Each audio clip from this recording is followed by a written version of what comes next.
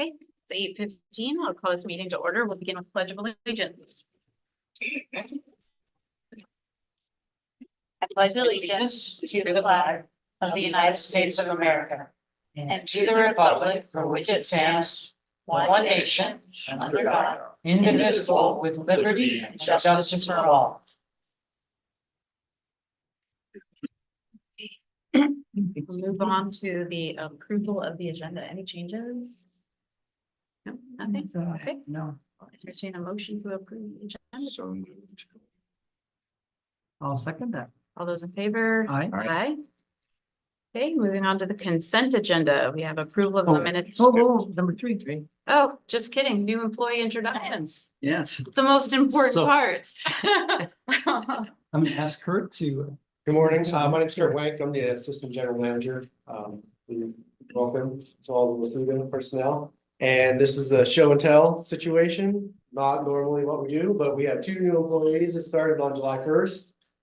Devin Hess and Catherine Brown. Hello. Nice to meet everyone. Devin has a very technical background in electronics and a lot of cell phone stuff, and Catherine has prior refinery experience, so two different realms of prior knowledge bringing to the PUD. Absolutely. Would you either of you like to step up to the mic and say hello? So what are your jobs gonna be here? They're both gonna be new water operators. They are water operators in training, so they're gonna be part of, we run in teams of two typically. And they're just gonna be full-time employees. So. So you're moving from electronics to water? That can be a shocking change. Yeah.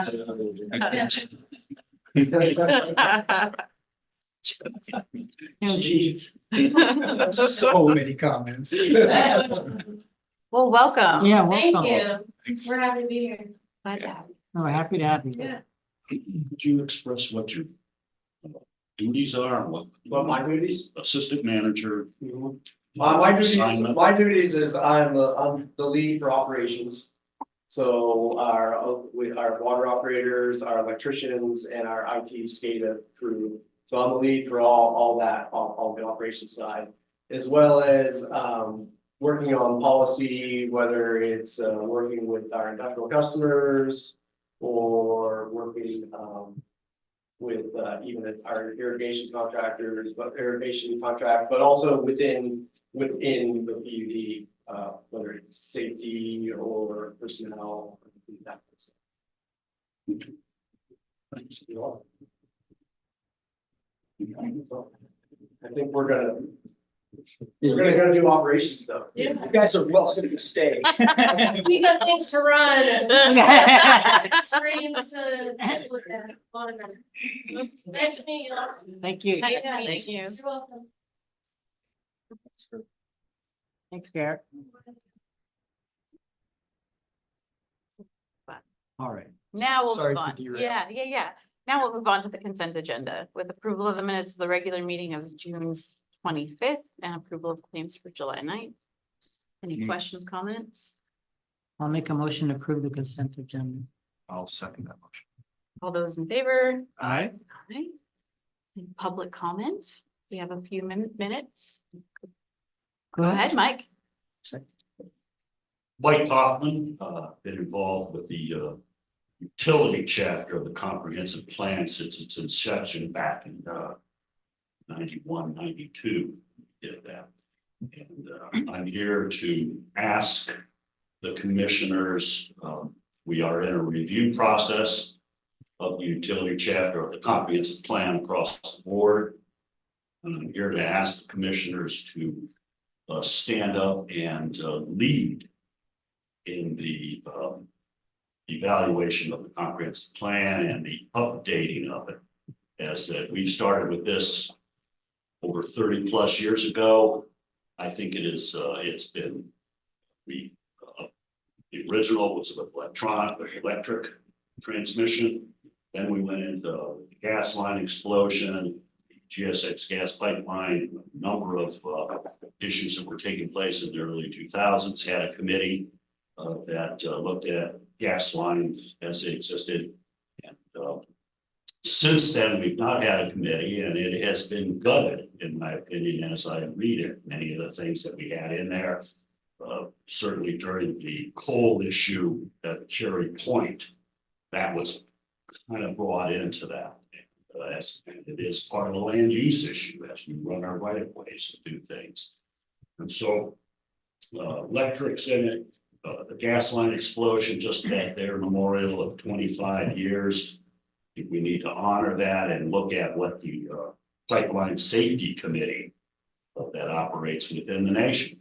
We have no language of that in our comprehensive plan, and they led the nation here in Whatcom County. We led with the utility chapter in the state, one of the first people that county to have one. And I think we need to continue that leadership as we live here. And as we move forward, internet service, we're spending millions. And it has been stated that the internet is the new form of redlining. How do we make sure that this internet feeds our education and the needs of our county? We need to look after that. Water, with the adjudication issue that's coming up, that's straight in your wheelhouse to look at water.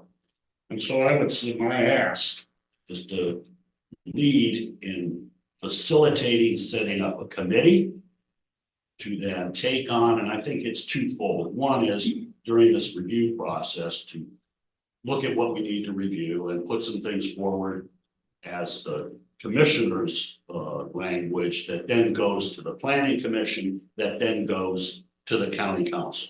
And it would have a lot of strength if it followed that pattern, in my opinion. And then the bigger issue and long-term, keep it going. And this committee, when we formed it back, was out of industry, the gas companies, electric companies, possibly your customers, agriculture industries involved with the water, government, small cities, Bellingham is involved with it, people are involved with it. And really, we all use it. It affects every person. The water, the energy that we're using.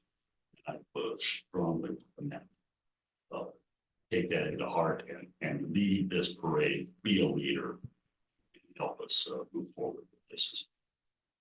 Thank you for your time. Thank you. Any other public comments? Anyone online? I would just ask if any of the commissioners have any response to that.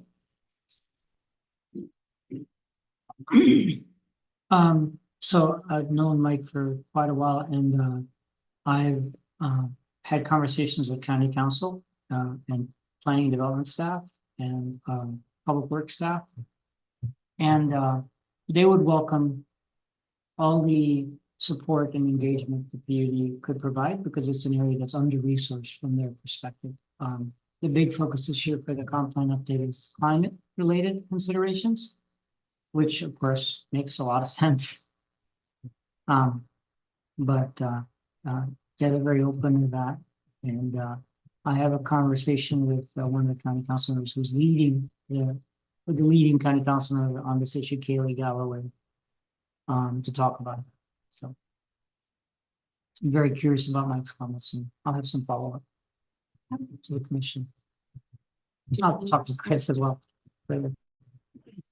I'll take a look at the county comp plan. Yeah. Being here for 5 months, I don't know how deep I'll get into the water.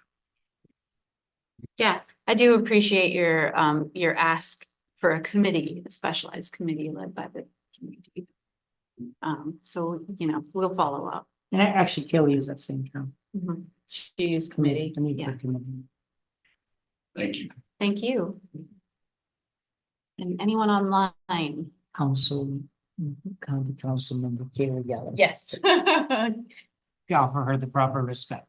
If there are no more public comments, we will move to introductions from Wapuda. Welcome. Thank you. Start with Jane. Start with me. So good morning, Jane Van Dyke, Commissioner, Clark Public Utilities, and currently serving as president of WAPUDA. And over the last think 3 years, right, 3 years we've been doing visits.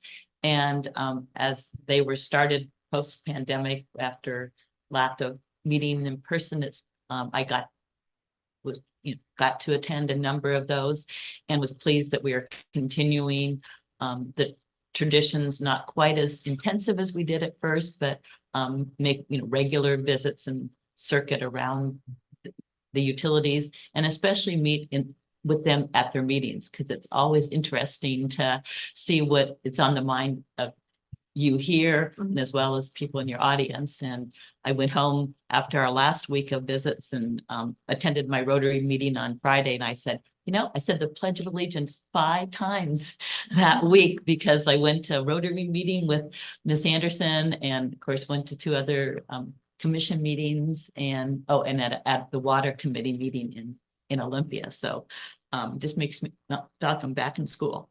But I have, Clark is, for those who don't know, is one of the largest public utilities in the country, and like around number 20. And we provide both electricity and water, but not broadband or other services like wastewater that some utilities do. But it's important for me that we see how the other utilities are operating and hearing about what their issues are, and just learning enough. Because the other thing about, we do have water, but we have a groundwater system. So it's also different than most of the PUDs in terms of the way their system operates. And with me today, I have Dan Topper, who is our current secretary of the association, and he is a commissioner from Jefferson PUD, and Liz Anderson are, I think we're into a new month now, so maybe We're going into month 7. I know. So she's no longer the new executive director. See, they made that hard for a little while. But was started as our new executive director at the beginning of this year. And as some of you know, she was a longtime staff member at the association, and was the associate director for 6 years, 3 years, 6 years total. And also we have other staff, Nicholas Garcia, the policy director, and Stephanie Zelhuza, our senior policy specialist. And Commissioner Topper is going to say a few words. Morning, it's great to be here in Washington for your PUD commission meeting. I'm Dan Tupper. I'm a commissioner with Jefferson PUD on the Olympic Peninsula. I've been a commissioner for 5.5 years. I served on our board as secretary, president, currently as vice president. As Jane alluded, I was elected in April by the membership of PUD to be the newest member of the executive board as the secretary. My utility, similar to Jane, is we do energy. We've been in the energy business about 10 years now. We bought out from PSE, and so that's a growing process. We've gone from 25 employees in the last 10 years to we'll be at 100 in 2 years as a projection. So we're a very fast growing utility, even though our service area isn't necessarily growing. Our utility is taking on a lot of things. We do water, wastewater for about 4 decades. And we've taken on retail broadband. We're about 2 years into that, very aggressively into that. I would make the argument that we're kind of leading the way for public utilities on that front. So we belong to a lot of associations, trade associations, GPC, APPA, WPPA, all the Energy Northwest, is there, NOAA is there. So my utility is involved in a lot of ways in a lot of different areas with public utilities and promoting local control. So my goal as the secretary of the executive board is to make sure that you, our members, have access to the executive board for bringing forward your ideas, your concerns, making sure that we listen to what you have to say and show you the tools that are available to you for training and for other things. And I'm making myself available to help, continuity wise for all the different members to get through to the executive board. I'm always free to pick up the phone and hear about what you got going on. To make sure that everybody is utilizing the resources. We're stronger together than individuals. So the more resources we share, the more experience we have to share and talk about the stronger the association is going to be. And that's my goal for the day, as the association gets stronger. Thank you. Any questions? Feel free to Shoot 'em my way. Ms. Anderson? Well, good morning, commissioners. I am currently not the new executive director of the Washington Community We had to make the change sometime. Yeah, I was hoping to play that card a little bit longer, but it officially has been retired, so thank you. It's really a pleasure to be able to serve in this position, and as our president mentioned, I'm not new to the association. You're all familiar faces. And welcome, new commissioner. It's good to see you here. Welcome to the community.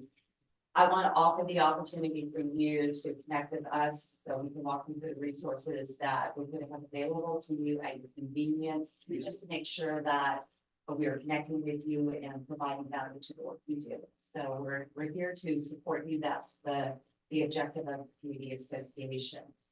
So we've been going through a transitional time, and part of that is a transition in the role of executive director. And there are other changes that are happening at the association. So I wanted to update you on some of the things that have been happening since January 1st when I took over the position. And then I have my policy team here, Nicholas and Stephanie, to talk about some of the issues that we're focused on and what we see happening coming up in the 2025 session in terms of utility policy. So my focus when I went into this position really was to make sure that we had a very smooth transition. And we didn't have a hiccup at all, and we kept the momentum going as we went into the 2024 legislative session, which I think we did successfully. And at the same time, to start implementing enhancements to the association that will provide maximum value to all of you. And the things that we're doing are in response to input from all of you during our previous community visits. So one of the first enhancements that we added is we are now a member of MRSC, the Municipal Service Research Center. And that means you are a member of MRSC. It gives your staff the ability to use the Ask MRSC function, which is a function that allows you to submit the question to the experts at MRSC. Whether it's how does the statute impact our utility? What's this law mean? How does this regulation work for our utility? They have the experts there. They get back to you very quickly. You just type in, I'm representing Whatcom County Community, and they say when you need an answer, and they're very good about getting back very quickly. We use it as an association, and it's been a great tool because it expands our capacity. We're able to devote time to other things and not have to spend as much time doing research because we have this great new tool. And I hope that all of you are using it and take advantage of that resource. We changed our annual meeting. That was a big change for us. We used to have it in the dead of winter. And after trudging about 2 feet of snow, we decided perhaps it'd be better to have it when the weather's a little bit better. So we moved that from late November, early December to April. We also had a conflict with our previous annual meeting with committee days in the legislature. And so this enables us to better interact with the legislature at really key time without having our annual meeting. We went over that. Sadly, this would change. We did not expect. We lost one of our contract lobbyists who passed away right at the end of the legislative session. His focus was on our energy portfolio. We took a deep breath. We had to sort of gather our thoughts and our emotions and work through that loss, and find the right person to fill that position. So we went through a pretty inclusive process in which we asked members what qualities do you think are important to have as in this individual who's representing our organization. We talked to other community lobbyists who got a lot of input, put together a list of characteristics, and we're really excited to find the right person. And the right person is Jasmine Sabadell. Jasmine has a great background in utility work. She had served as the Government Relations Director under the Director of Commerce, Lisa Brown, at the time, under Lisa Brown. And it's now been body work, and so she knows our issues, she understands how commerce works. And commerce has a lot of different things that we do, so we're really excited to have her on board. She's very well respected within the legislature. And we've already heard that from legislators, so I think that's a positive step forward. One of my goals this year was to increase the capacity of our policy team. We are having more regulation come out of state agencies, boards, and commissions that impact utilities. And we recognize this has been a trend over time, and we need to make sure that we have the people on board to meet those needs. So Nicholas and Stephanie won't let me clone them. So instead of doing that, we are creating a regulatory affairs manager position. We are actually going to be giving interviews tomorrow for that position. And my goal is to have someone on board to make that decision in the month of July and get them up and running. This will substantially increase our capacity to engage in these many processes that we need to be engaged in. We have to have a strong voice in these processes. Without undermining our other efforts that are equally important as well. And so I'm excited about the direction that we're going. We have a lot going on. It used to be when we got out of the legislative session, it'd be kind of a lull, and it would be a time to sort of collect ourselves. There isn't a lull anymore. It's just nonstop work, and that's good. I think we have a lot of opportunities ahead of us. We are already thinking about the 2025 session and thinking about our priority issues that we'll take into that session. Those priority issues come from you. They come from our members. So when you bring things to our attention that are important to your community, we put that on the list and look at how we can help you. Last session, we were really happy to be able to support the geothermal bill.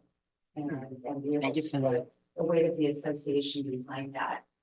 And that's one way we can not work collectively together to help an individual community, but that's good for all of us, right? To develop new technologies. So we're excited about that and the prospects of what's in the future in developing that resource. I'm going to hand it over to Nicholas and Stephanie. Nicholas will be talking about some energy issues. Yes. So on MSRC, Yes. MRSC, MRSC. because there is a MSRC too. Yeah. So MRSC, that is actually on our agenda today. And one of the things I was curious about is that organization, is it focused on cities as well? So how do they carve out the utility competency? Or is it, have they already had that competency in their services? Because cities have municipal services. I think they have that competency. Yeah, My firsthand real world experience is their breadth of knowledge is extensive. okay. Yeah, So we're missing an opportunity to tap into that competency. pardon me? Where we're taking advantage, or we Yes. previously were missing a little bit of an opportunity. Yes, there and for we had talked about this previously, because we knew it was a great resource. Anybody who's been on our website knows it's a great resource. I had an opportunity to partner with another association, the water and sewer districts, when we were working through the heat disconnection moratorium law that had just been enacted. Well, how does this work? You know, how does everything work? And MRSC came in under the umbrella of the water and sewer districts and provided a webinar. We were fortunate that our members were able to participate in that. And that's really where we said, wow, this is very helpful. It really expedites our ability to do our jobs and to do it very efficiently. So now we share that collectively as a PUD community. And we've used it several times as an association. There are several communities that have been very active in this. Thank you. Well, if there are no further questions from me, I'll be here. So happy to chime in as appropriate. So I'll have Nicholas give just a brief update on some things that we're going to be talking about, working on. We're already working on in many cases. And then hand it over to Stephanie. So Nicholas. First I'll show you some. You don't have to. Okay, so I'm Nicholas Garcia. I'm the policy director of PUD. I've been here for nearly 7 years, which is amazing. Time flies when you're having fun. And the truth is, this is a really fun job. I want to kind of dovetail a little bit on something that Commissioner Tolker said, or I guess Secretary Tolker now. Sorry. We respond to what we hear from utilities, and I'm going to talk a little bit about the experience last year and how it's leading into some policy work we're doing this year. But before I do that, I just want to say Commissioner Deshman has really been an active part of the Energy Committee at PUDA and has really been added a tremendous amount. So I just want to personally thank you for all of your work in that area. I work in the Energy Committee, and it's not, you have one energy customer, so it's not quite the same as most other utilities, but there's a lot of crossover in the work that I do to the water area, and I'm going to be speaking about 3 issues. The first issue has to do with resource efficiency. One of the issues in the energy side, and it was exemplified in January when we had the very, very deep cold snap and the long cold snap. PSC serves most of the customers, I believe, in Whatcom County, and they had actually put out a press release that said, use as little power as you can, because we're coming close to not having enough power. And this is a problem that's been brewing for many years, and we have made it clear to the legislature, starting in around the year 2000, that we are moving towards a situation where we will not have enough power. And a lot of times we would go up and make our presentation and explain what was going on, and that includes load growth, that includes the closure of west of the Cascade generation, and the fact that we haven't expanded our transmission across the Cascades for 30, 40 years. And said, you have this situation where you're reducing the amount of power you have, you're increasing the demand for power in your electrification of transportation and buildings, and we're getting to the point where our transmission is at capacity. So we were saying this for a while, and finally, because of events like what happened in January, in fact, the heat dome a few years earlier than that, and the problems that California and Texas have been having for an even longer period than that this is a growing problem. Well, we're finally getting there. And we are finally at the point where everyone's kind of at the same page and saying, we have recognized that there's a problem.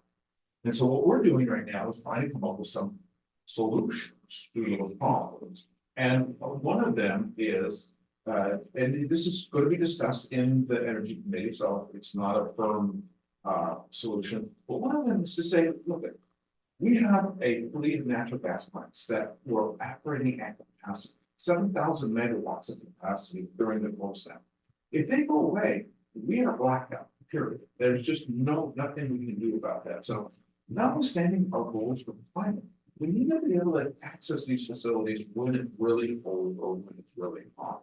And so shuttering them will be a bad thing for our ability to serve load. And we're working to come up with some sort of designation that would basically allow these plants to remain in service, not necessarily in an average day, when the weather is not extreme and load is not extreme, but during times when it is, we need to have access. So figuring out that designation so that utilities can maintain those resources in order to help keep the lights on. And we actually have to figure out how permitting. Permitting is perhaps the most challenging thing. Is how do you get a new plant? If I was going to recommend a new plant, whether it's coal or wind or solar in the west side, it's incredibly difficult. And offshore wind is another option, but it's incredibly difficult to get any kind of permitting, and it takes time. And we're talking years, and we don't have years in order to get our load resource balance in place. So these are all issues we're working together with other utilities, with the association and the association members to try to basically come up with solutions so that we can avoid those issues. Another area, I'm gonna just turn real quick, So the evolution of the term from resource adequacy to resource sufficiency, number, you're saying, is that what you're changing the new word? well, And why the evolution in terms? there's a technical difference, in the time frame between resource adequacy and resource sufficiency. One is more like, can you meet the load tomorrow? And one is, can you meet the load in the next 2 seconds? And they're. So which one is a shorter term? From a general concept, we kind of use it. Okay. At least I do, I probably should be more. Does sufficiency mean more long-term or does adequacy mean more long-term? Resource sufficiency is long term. Okay. And resource adequacy is more, just a part of the physics of the grid is we have to be in balance every minute. Mhm. And that means the amount that is being used. So operators use the term resource adequacy. I'm sorry, The operators use the term resource adequacy. Yeah. Okay, yeah, fine. and so we have to be in balance. Well, resource planners do. Operators use area control error, ACE. That's how they test whether you're resource adequate. Mm. And there's 2 different tests for ACE. Thank you. Yeah, you can go into the weeds really Yeah. quick on this. Yeah, we're getting pretty quick. But the long and the short of it is that we're basically running into a situation and we're rapidly. And Jane can't dismantle her plant. I'm sorry. Jane can't dismantle her plant. Well, You need that plant permit. Yeah, we don't plan to. Okay, good. Well, I mean. Public policy matters. And public policy around the supply of gas, natural gas, matters. And so you could have a plant, but if you can't get gas, or if you have a plant and it costs you hundreds of thousands of dollars to maintain and not, but you can't use it except for a couple of hours a year. That means those megawatt hours are incredibly expensive. And how do you cover those costs? And that and the grid is interconnected, and so actions that one utility takes directly impact others. So this is a statewide and in fact a region-wide issue that we have to work together with everyone in order to make sure that regionally we can supply our. I'm gonna move on real quick. Another area, and this is more energy focused, but we think that it could come over to the water side in the future. And look at what Commissioner Colbert said, Secretary Colbert said. It was fine. Okay, well, trying to do that transition. Anyway, he said, we respond to PUD members when they have an issue. Well, something that started happening about 10 months ago. So it was in about October, November, we started hearing that utilities were getting messages from the state auditor that they didn't comply with their low income assistance program mandates. And people were saying, well, wait a second, we read the statute and we think we're complying. And there was, I think that the state auditor was correct. This is, strict reading of what the act says. What the Clean Energy Transformation Act says is that the utilities weren't in compliance, but it's a very strict reading of what it required. And what it said is that utilities shall have programs and funding to assist low income. Well, programs as an S, which is interpreted as having more than one program. And many utilities, especially the small ones, have a single program. So we went to the legislature with the bill, and said, hey, look, we want to take away that S. Especially for the small utilities. She said, look, if you have 5,000 customers, 10,000 customers, having multiple programs is expensive. And you end up being able to actually provide less service because you're using more money for administration costs. And so we basically made that pitch. We didn't make it through for a variety of reasons, but it started us on a process where we were thinking, okay, how the legislature think about how best to serve low-income customers. And we've come up with a proposal that we're going to pitch that would affect only 2 types of utilities. Those who have customers, 16% of their customers are below the federal poverty line. Or those who have 25,000 customers or less. And that encompasses, all but about 20, utilities in the state. So, and what the program that we're suggesting is that utilities would say on the energy side that if you're an eligible customer, if you're 150% of the federal poverty or line or less, you will get at a minimum a 50% reduction in your fixed charge. And the fixed charge in the electric side can range anywhere from $10 per month to almost $50 a month in some cases for PUDs. And so, you know, you can see on average, it's about $20. Actually, it's a little bit more than $20. So 20 times 12 is $240 benefit that we would be able to say, this is the kind of benefit that you must provide to your low-income customers at a minimum. You can provide more, but you say, this is the floor, and you go, well, okay, well, this is gonna be expensive. How are we gonna pay for this? And that's the other end side of this proposal is that for every $3 that utilities spend on low-income assistance, they'd be able to reduce their public utility tax by $2.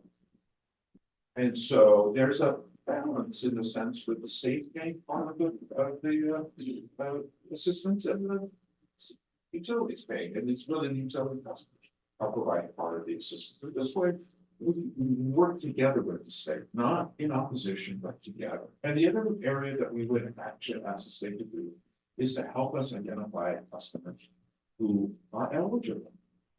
Because that's probably the most difficult thing is finding who can actually, whose income makes them eligible for those programs. I mean, I'm not sure about one, but I don't know any PUD that actually collects information about their customers' income. I mean, something that we don't want to do. So, so anyway, long and short is we have this program, we're developing it. We're actually going to be talking about it at our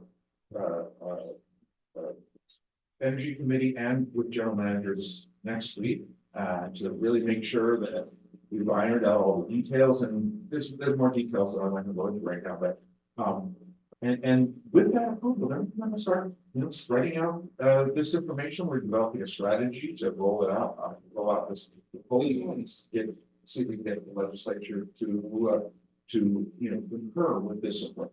And some of this, just as a side note, not really a side note, because one of the major impetuses of this is that the State Department of Ecology, State Department of Commerce is putting out a report about basically taking over this program and is instituting a statewide low-income assistance program.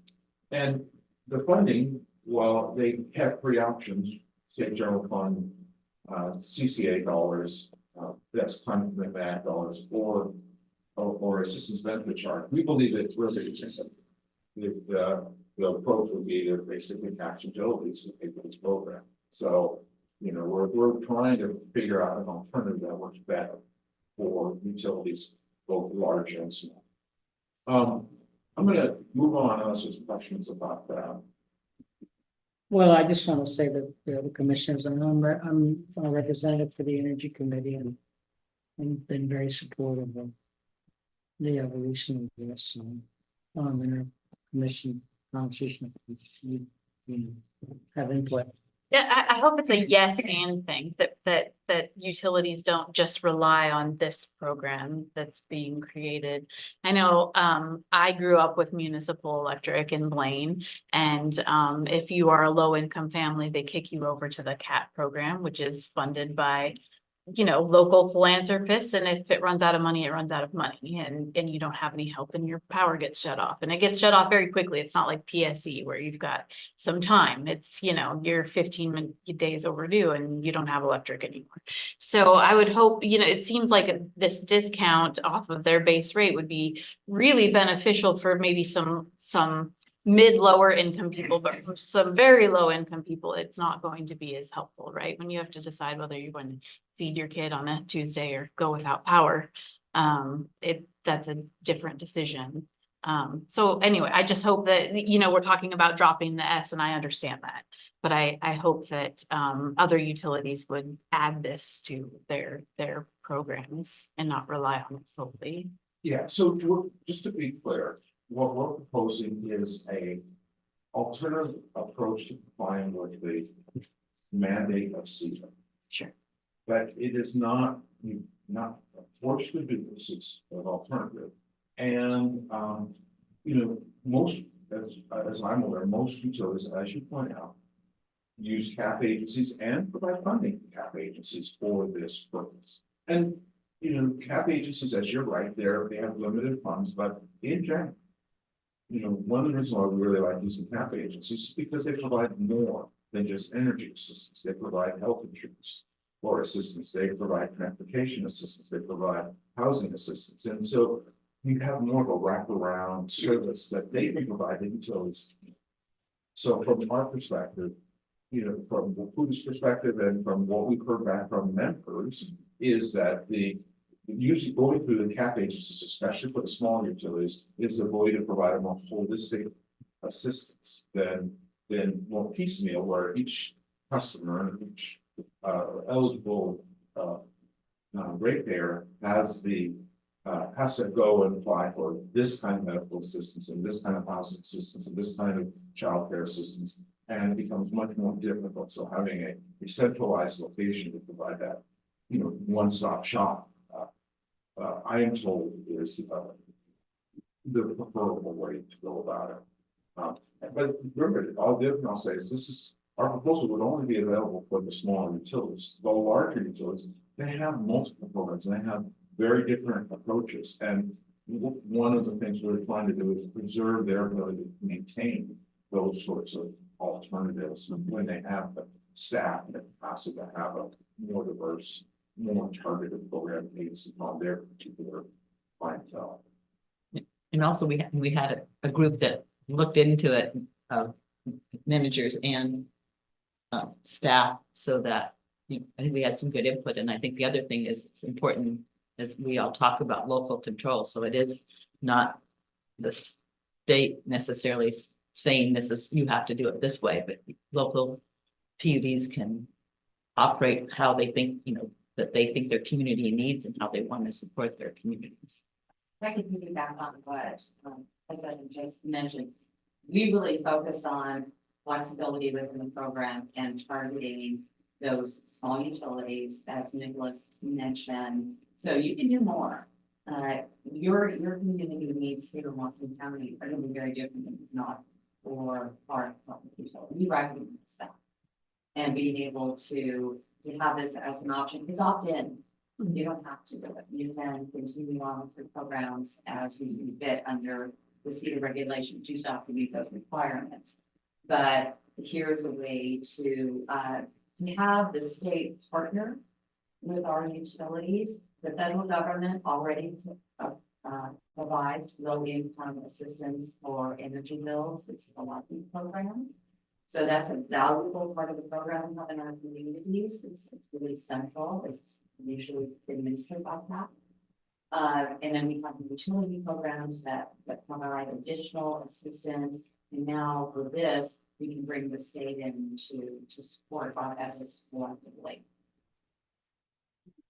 So I do have a question. It seems to me a lot of the conservation efforts and education that we do is pretty voluntary with customers, right? Is there a way to tie the assistance to the opportunity to get more education and conservation programs to some of the low income people?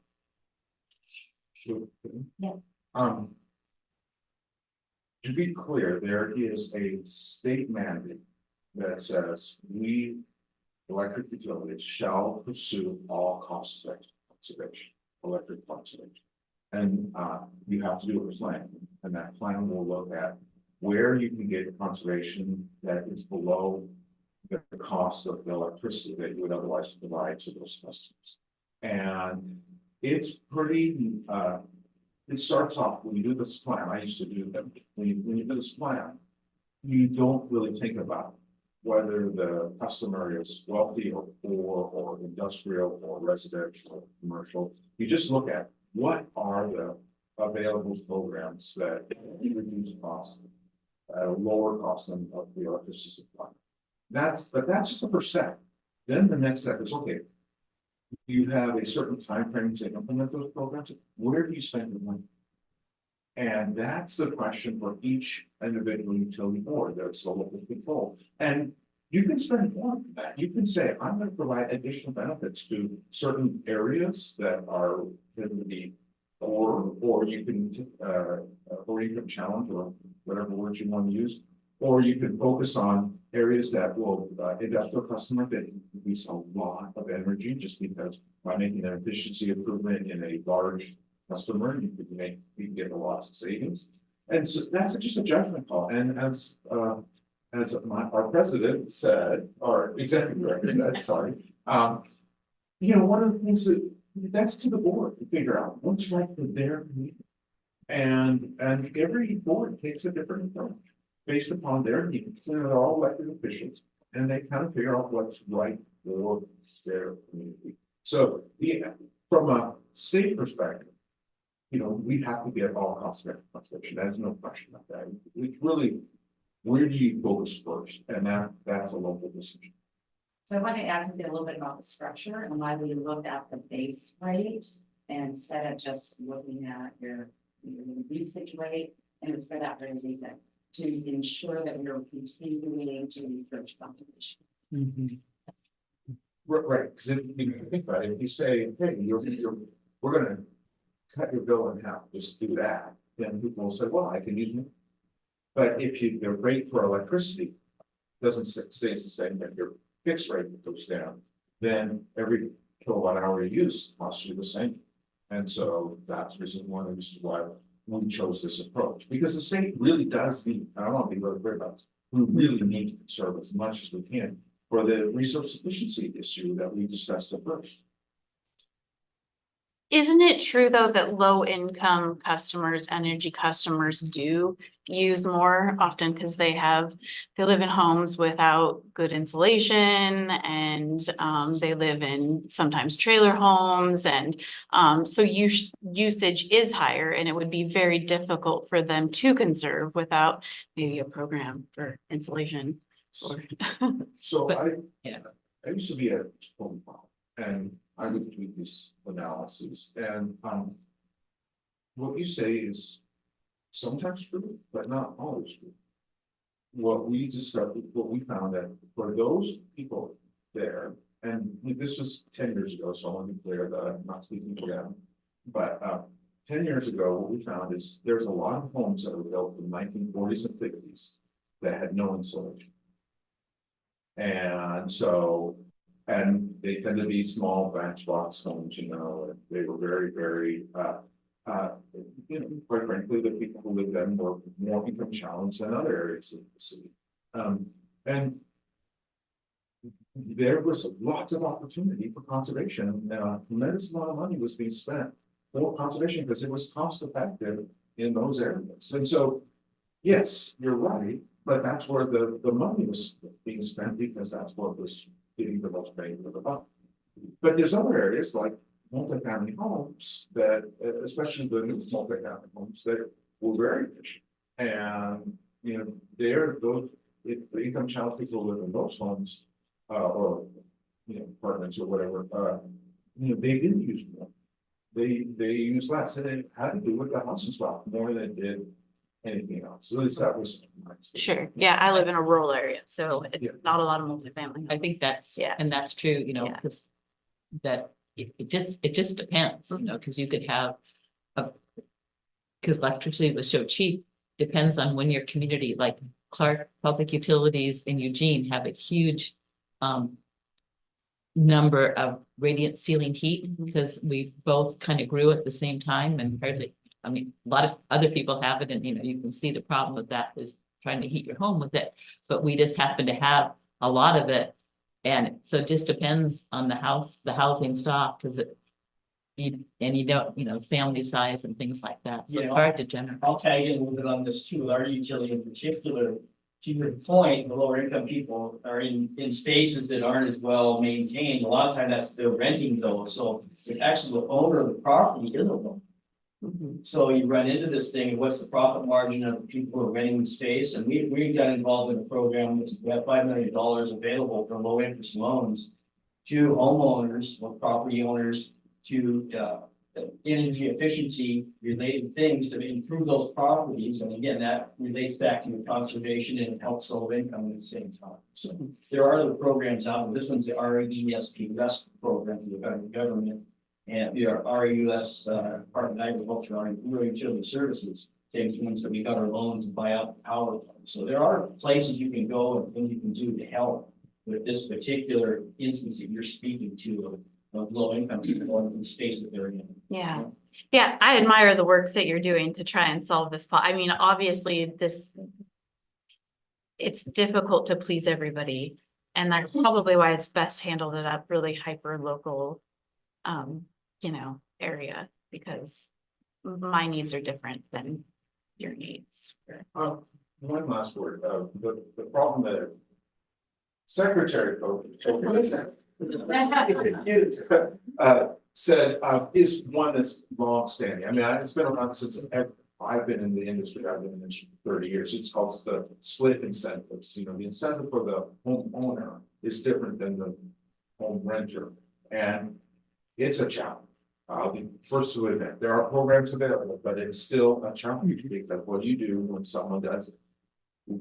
Who would spend the money gets no benefit, and how do you deal with that situation? And but there are many programs for people who own old apartment buildings, old duplexes, old single family homes that rent them out to take advantage of low interest and sometimes grants to upgrade the efficiency of the home, and that benefits the people who actually paid it up. Anyway, Can I add one more thing? Just so you know, this is a concept we've been working on for some time, and we had an ad hoc work group that came together to just try to see if we could come up with something that we thought would work well for PUDs and the communities they serve. We have not adopted this as an official position. That's part of the conversation we will be having at our next association meetings to see where everybody is on this, but we're just trying to proactively bring forward some solutions, and we look forward to a robust discussion next week to see where we are and if we can move forward.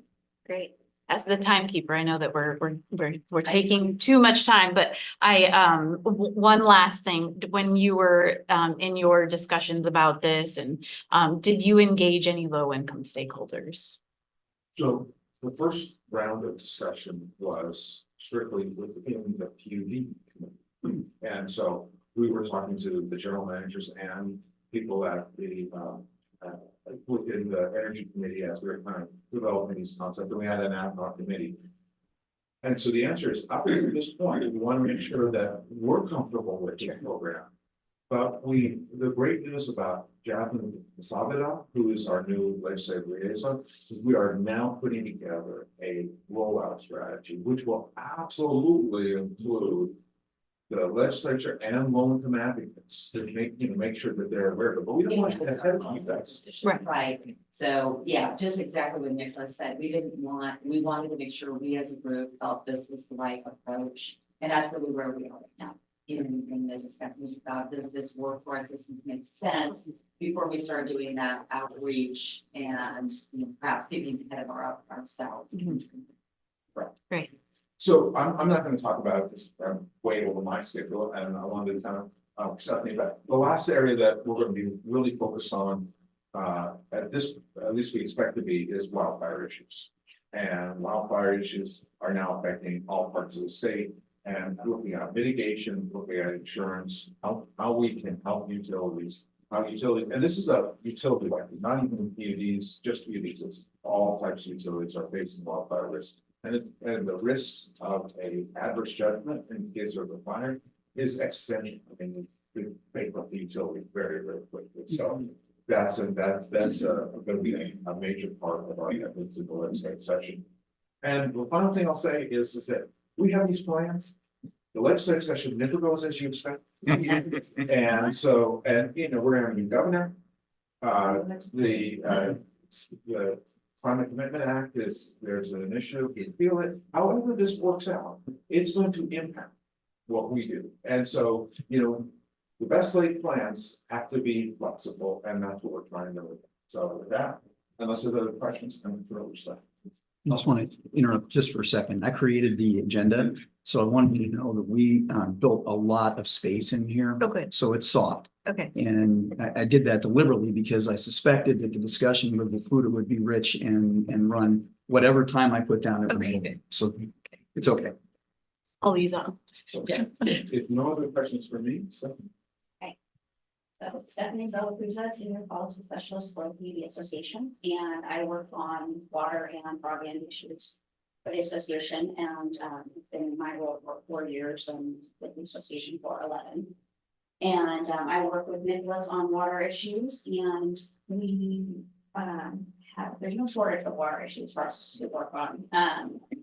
The major focus right now is protecting the intent and integrity of the municipal water law, which was passed in 2003.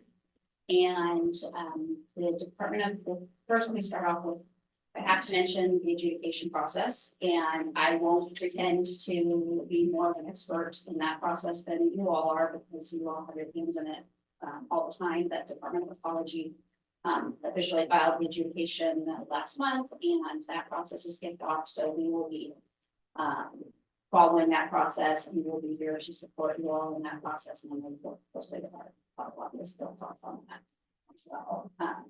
So that will be an ongoing issue for the foreseeable future. And we'll keep us all busy. And then we recently wrapped up our engagement with the Department of Ecology over the last several years on revision of their policy 2030, which is the Department of Ecology's internal policy document for how they interpret and apply the municipal water law when they are evaluating water rights applications and transfers. And that has a big impact on the way that water utilities are able to function and on the availability of water supply for municipal water providers. And that makes that document very important because it determines the direction of the Department of Ecology's staff and the decisions that they make. And shortly after the municipal water law was passed in 2003, Department of Ecology published their first policy 2030, and then in 2020 they decided to update it to reflect recent case law and other issues that have come up since 2003 in the water community, and also to increase the transparency of the document, because I don't know if any of you have ever read through it, but it's not very useful. It's not very useful to, it's intended to be a meaningful document, but it wasn't super user friendly. And so they've gone through the update process, and they published, the Department of Ecology published their revised draft policy 2030 in 2023. And we were very involved in their stakeholder input process. We saw a lot of issues, that areas where we had concerns with their new version of policy 2030, where the document pushed forward ecology's authority and asserts authorities that are not outlined in the municipal water law. And we submitted written comments, and were very engaged with ecology to let them know where we stand on that. And we were involved both directly with ecology and through the Washington Water Utility Council in that whole process. So as a result of the volume of comments that they've received to their draft policy, ecology decided to go through a second draft. And thoroughly incorporate all the input. Yeah, so ecology released a second draft and there were really no substantive changes. The language was rearranged. It was better formatted. There were some changes, but, they failed to address the concerns that we had with the original document. And so, we, along with the, water utility community at large, pushed back, and we've been very engaged in numerous conversations with ecology. They're very aware of our concerns. We submitted another round of written comments. We attached our original written comments because they still remain as concerns and have not been addressed. And ecology will publish their final draft later this summer. And then we will proceed from there and move forward based on what that document looks like. But that will be an ongoing process, and that is part of the overall protected and municipal water law. Additionally, in this last legislative session, we, in 2023, we put forward legislation to implement all of the recommendations of the Foster Task Force, which we would have. I won't go into detail on that, but the important part is that a piece of that legislation moved forward, which requires Department of Ecology to draft guidance on the way that they use groundwater modeling in their water rights determinations. And that legislation puts sidebars around how ecology can use their groundwater modeling. And that it must be used within the scope of the capabilities of the groundwater modeling. And so ecology is now working on drafting their guidance for how the groundwater modeling is used. And continue to work on putting forward fixes to foster legislation and to help to protect the intent of the municipal water law, which is to provide certainty and flexibility for municipal water suppliers and make sure that there's water available for the people who need water service. And that was something that we continue to work on. And as far as next year's legislative session, our main objective related to water is going to be protecting the integrity of the right, protecting the rights that we currently have, and protecting the authorities that water suppliers currently have, because we see ecology and we see other state agencies eroding that goal. And so we are going to make sure to stay on top of, as we did this year, we held back some legislation that would have transferred responsibility for water systems that go into receivership from going to the county, and instead would be the EUDs, the receiver of last resort in any county that should be, whether that community provides water service or not, they would have been responsible for any failing systems. And stop that legislation, and that will be a conversation that continues because the water systems need a solution, and we part of that solution, but that's not transferring the responsibility from the counties to have oversight of the water systems plan and oversight will transferring the authority from the counties to PUDs in areas where PUDs don't have a historic oversight of the regulatory authority over other water systems, is not the way to handle them. So we're continuing conversation about better solutions. This is kind of feel like this is sort of a game of whack-a-mole among government. Yeah. And so our focus is, this is a downstream solution, talking about who ends up with these failing water systems. We need to look upstream and make sure that we're doing what we can to try to prevent water systems from getting to that point. So working cooperatively on a solution rather than when we get into crisis. We've had some really good conversations with the Department of Health, teeing this up and saying, hey, how can we best identify these problems early? Make sure that, water systems that are in trouble, we know they're in trouble, and we can find ways to intervene further upstream to prevent this. Yeah, so going forward, right now, our major efforts will be protecting existing authorities and maintaining their ability to do the job and to provide water service. Yes. So I'm curious about where are our allies on protecting the municipal water law? And I guess to some degree on foster related fixes. So obviously there's a judicial system, there's the executive branch, and there's the legislative. So is it possible that a change of governor will have an impact on this? And who are our legislative champions on protecting the municipal water law? So what is our thinking like? Are we going to get legislative action protecting municipal water law again?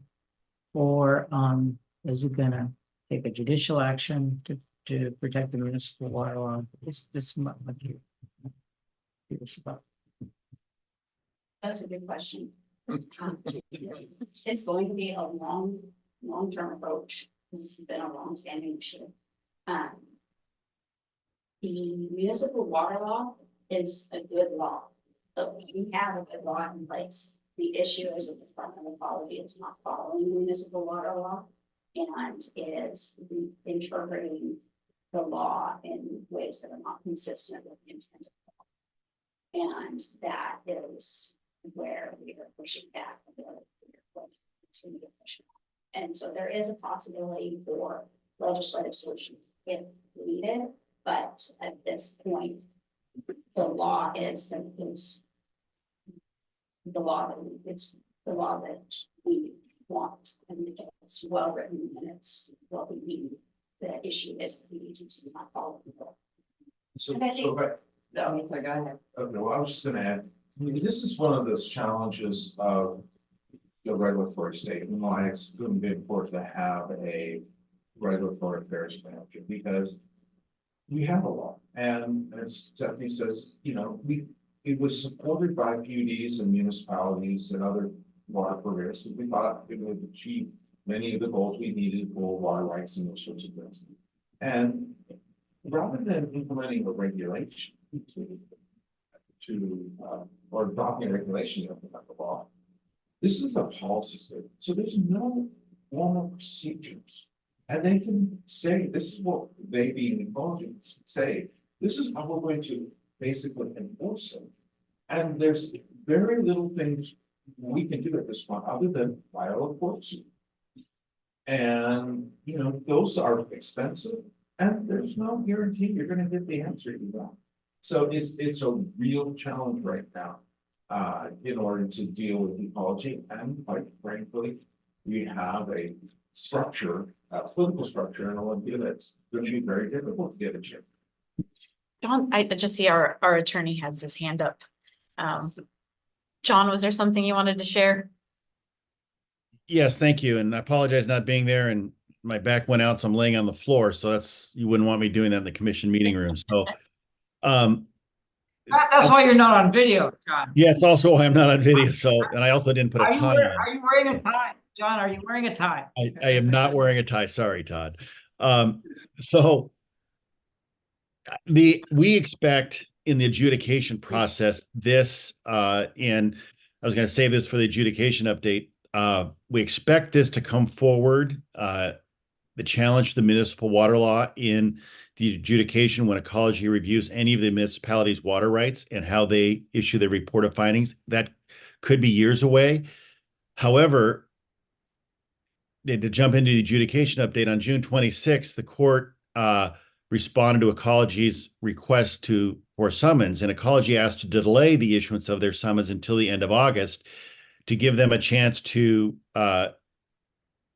revise their claim form that parties are going to have to submit.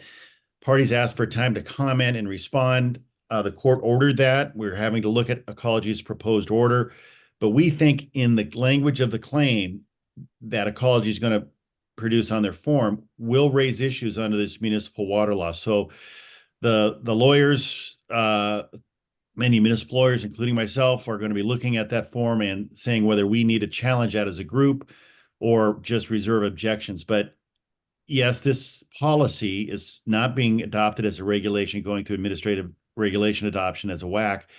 It is problematic, as the speaker noted, for that reason, and I expect it to be addressed in the adjudication in court, probably before they apply it to an individual water right in another area. I hope that gives some help and perspective. Yeah, thank you, John.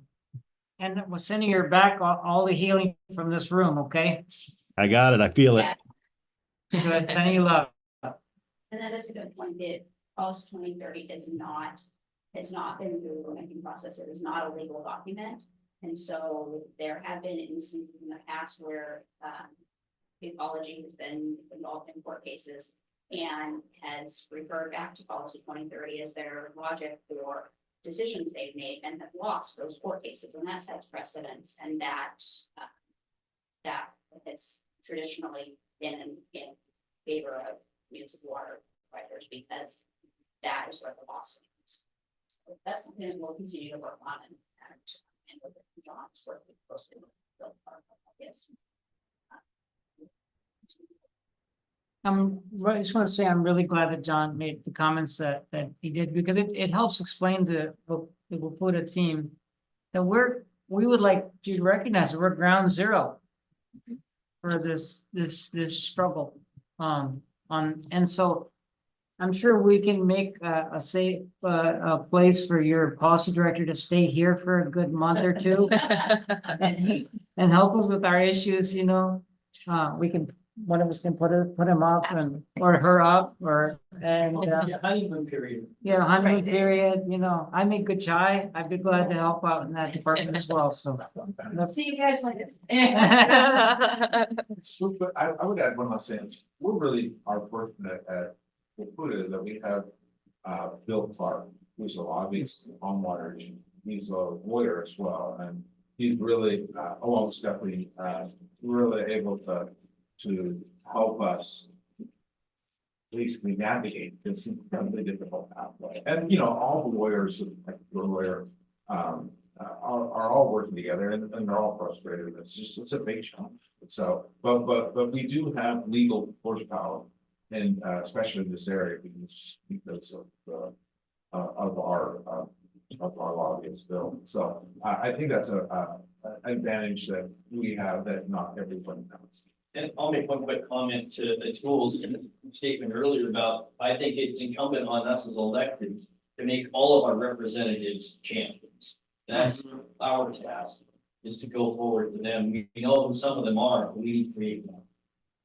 For sure, and I think we've added right in the previous year, Senator Sharon Shoemake to your policy outreach group. Representative Joe Timmons has been very supportive regarding water related issues. So yes, we got 4 more to continue to work with and educate. Thank you. Well, with that, I don't know. So I was going to wrap up. I don't know. We'll have another time for public comments at the end of the meeting. Yeah. Yeah. Yeah, I know, it's great to have them. Yeah. It is great to have all of you here, and sorry we took so much time and had so many questions, and I'm gonna do it again. I want, for you, Dan, I would love to hear more about Jefferson County's foray into municipalization as we think about that ourselves, and we did a feasibility study a year ago, and I know you had some comments about it last night at dinner that I would have loved to delve into more. I don't know if we could set up a time to talk to Jefferson County as a group. Actually, Commissioner, I'll defer to you, but Kevin Street has offered to educate us and us, the other GMs. Oh. And I've worked with Kevin off and on for more than a decade and very familiar with all the issues. And he'd be a great person to talk to if we could, schedule him for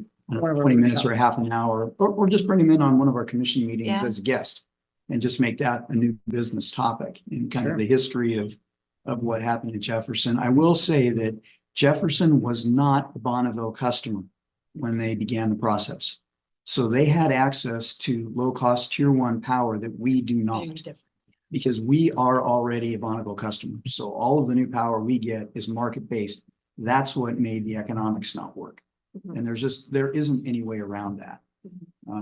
So that's what led us to pursue, hey, is there some other relatively low-cost, local, carbon-free source that we could tap into, which, we've been through a very exhaustive process and gotten to geothermal as one of the more likely. And so we're working on that. So anyway, that's. But it sounds like even with tier 1, there were still some difficulties and. Yeah, Jefferson hit a particularly open window of opportunity and was able to seize on it and move forward. I would say, if you want some more background information, our website, our IT and communication people are really good. The website has a lot of the history and the information of that process we went through on our website. You go in and look at that. And so that will give you a good primer as to the process that we went through. And as your general managers alluded to, it's different time now with our 2020 Sure. provider choice contracts. We're working on the BPA. It's a whole new world. I will say, and maybe your general manager can talk about it, but we've already talked with our BPA representative. We're going to take a hit on our headroom as it is, the way things are looking now. So now is a way different time than it was 10, 12, 15 years ago. So I know what you'd like to see, Yeah. but whether that opportunity is available to you or not, that's something you guys will have to do the pluses and minuses on. I don't think it's as fortuitous right now for you as it was for us. And the other part is to Kevin. Yeah, we're always open to, whether it's through a PUD or through our own utility, if there's information you need, like I said, give us a call or reach out an email, and we'll figure out a way to set something up to help inform you or give you some, advice or, what we went through and, our learning curve, and we're still on at 11 years in. I think we all are, but I'll just sum up by saying thank you so much for your time and Thank you. good questions and good conversation this morning on behalf of Wapuda. And as several of us have said, be sure to reach out to us, both staff and the executive committee. We're here to serve you, and we appreciate your involvement in the association, and we hope to continue it in the future. Thank you so much for joining us. So I feel like I couldn't have done my job without the support of Wapuda. I felt that right day one, and I still feel that today. So just deep appreciation. And I have to say, Dan, thanks for coming as well. And for me, Jefferson PUD is really a representation of the old adage, you have to be prepared to get lucky. Whether we're talking about municipalization or what you're doing on the broadband front, these aren't things that were like a sudden idea. Those commissioners working on municipalization at least a decade before you pursued municipalization. So that's something that we can aspire to at this organization too. Well, I even one more point that it wasn't even so much the commissioner, it's the community that really pushed it. The commissioners were the tool, but it was the community. So you got to get community support, community buy-in. So that's one piece of advice, and transparency. Mhm. Because again, the learning curve, we're 11 years in, we still have people with buyer's remorse. So, Mhm. that's the stuff you're gonna deal with. Mhm. Thank you. Well, without further ado, we'll move on to the general manager's report. All right.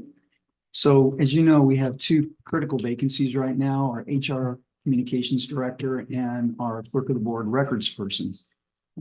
We got a number, more than 10 applications for the HR contractor that were qualified. And of those, there are 5 that were highly qualified and a couple that were right on the edge. And we've chosen to interview 5. The first interview happened last week, last Wednesday. And we've got 3 more tomorrow and the last one on Thursday. So just to let you know that that's happening, and that one I'm hoping to bring to conclusion fairly quickly. The applicants and the market for the clerk of the board position was much thinner. And so we're still going through that, and I'll be working with Commissioner Lagusty to coordinate calendars and also to review some of the candidates before we schedule time and see if we can get a competitive list together. So just more to follow on that, and probably. Are you still open for more candidates on the clerk of the board position? Well, the short answer is absolutely. In fact, we had an application yesterday for the HR comm director that became the 5th interview. So, you know, as long as it doesn't really delay things, I'll take talent when I see it. Okay, Just target of opportunity. So we're marching along on that, just to let you know what's going on. At the end of this year, our Teamsters contract expires. And so we're going to have to renegotiate the contract. Just letting you know that we've already started internally looking at, you know, what changes we would want. And I would categorize that in several different ways. One is there's housekeepers. You know, there's things where there's misspellings or grammatical or that kind of stuff in the contract. The second thing is where there are actual operational procedural changes that management would want. And then there's the whole issue around wages and benefits. And the issue from my perspective is we have to get that right so that we can attract and retain people. The union, the Teamsters perspective may be somewhat different than that, but I doubt it. I think that we might land at different places, but we're both trying to do the same thing, and that's keep good people here and get good people here. So more to follow on that. But what I'm going to need from you guys is we'll have to have an executive session and go over parameters for bargaining. So the typical way that this works is we talk at a very high level of what the sideboards are. And then you authorize me and staff to go out and do the negotiations. And then ultimately we bring the contract back to you for approval. So that discussion of sideboard is held in executive session, and expect to have that next time or the time after. Ideally, we get an HR director on board, and that person could be directly involved both in that sidebar discussion and guardrail discussion and the actual negotiations. So, yes, sir. Yeah, on that subject, obviously there'll be things that we'll want to talk about in executive session, but one of the things I'm looking forward to is for us also to do our best to be open as well to ideas that might come from the union as well. That's what creates the best negotiated outcomes is kind of curiosity and openness to what both parties bring to the table as far as the next steps. So, thank you. I'm going to actually take a moment to expand on that. And with a background from being a firefighter and on the union executive board, where I engaged in a little bit of negotiations. And I'm going to keep this, I know John's listening, so I'm going to keep this really tight, but is a lot of times the negotiation process comes in as adversarial, and we want the whole. You know, I really do want to break this off and say this is a discussion we should hold an executive session, even at the very broad level. Because it has to do with negotiating. yeah. I'll just finish with, I hope we can try to change that to a collaborative outlook instead of a adversarial outlook. That's all I wanted to say. Yeah, and we definitely will have that discussion in executive session. Thank you. Thanks. I didn't mean to shut you off. I get it. There are things that He's looking out Like, for us. where's he going with this? Where's he going? He's Hold looking on. out for us. I just want to say, I hope we can be collaborative, and because a lot of times it does get adversarial, and I don't like that. I think that there's I understand. places to come from. I do thoroughly understand. Thank you. And I would say any negotiation can have its ups and downs and feeling of adversarial, but the negotiated solution is collaborative.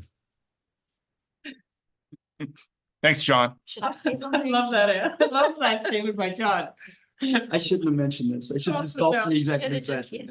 We didn't cover I'm it. trying to keep you guys informed. Got it. It's hurting cats.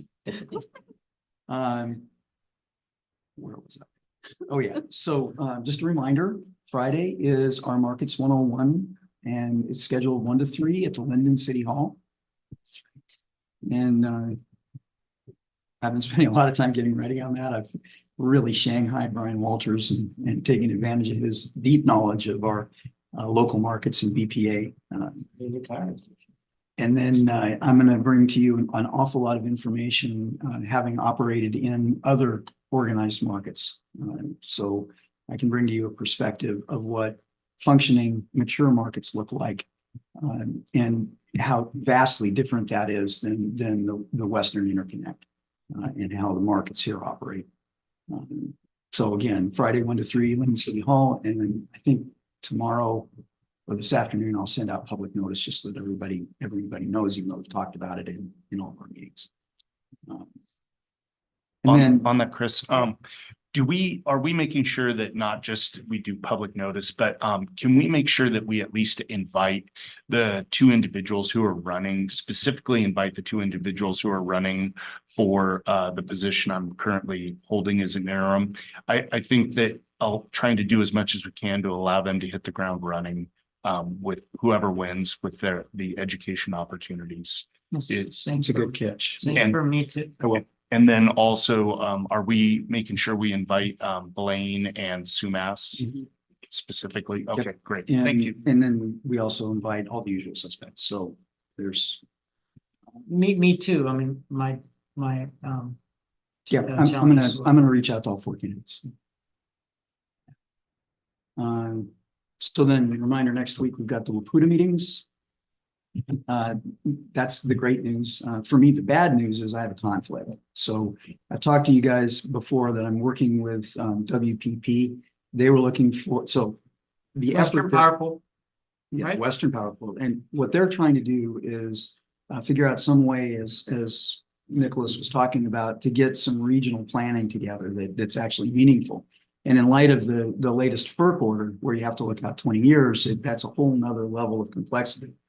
Anyway, I'll be down in Portland during the WPUDA meetings, attending one of their communication meetings. So unfortunately, I'll have to miss the WPUDA meetings, but I'll be able to give you guys an update on what WPP is thinking about.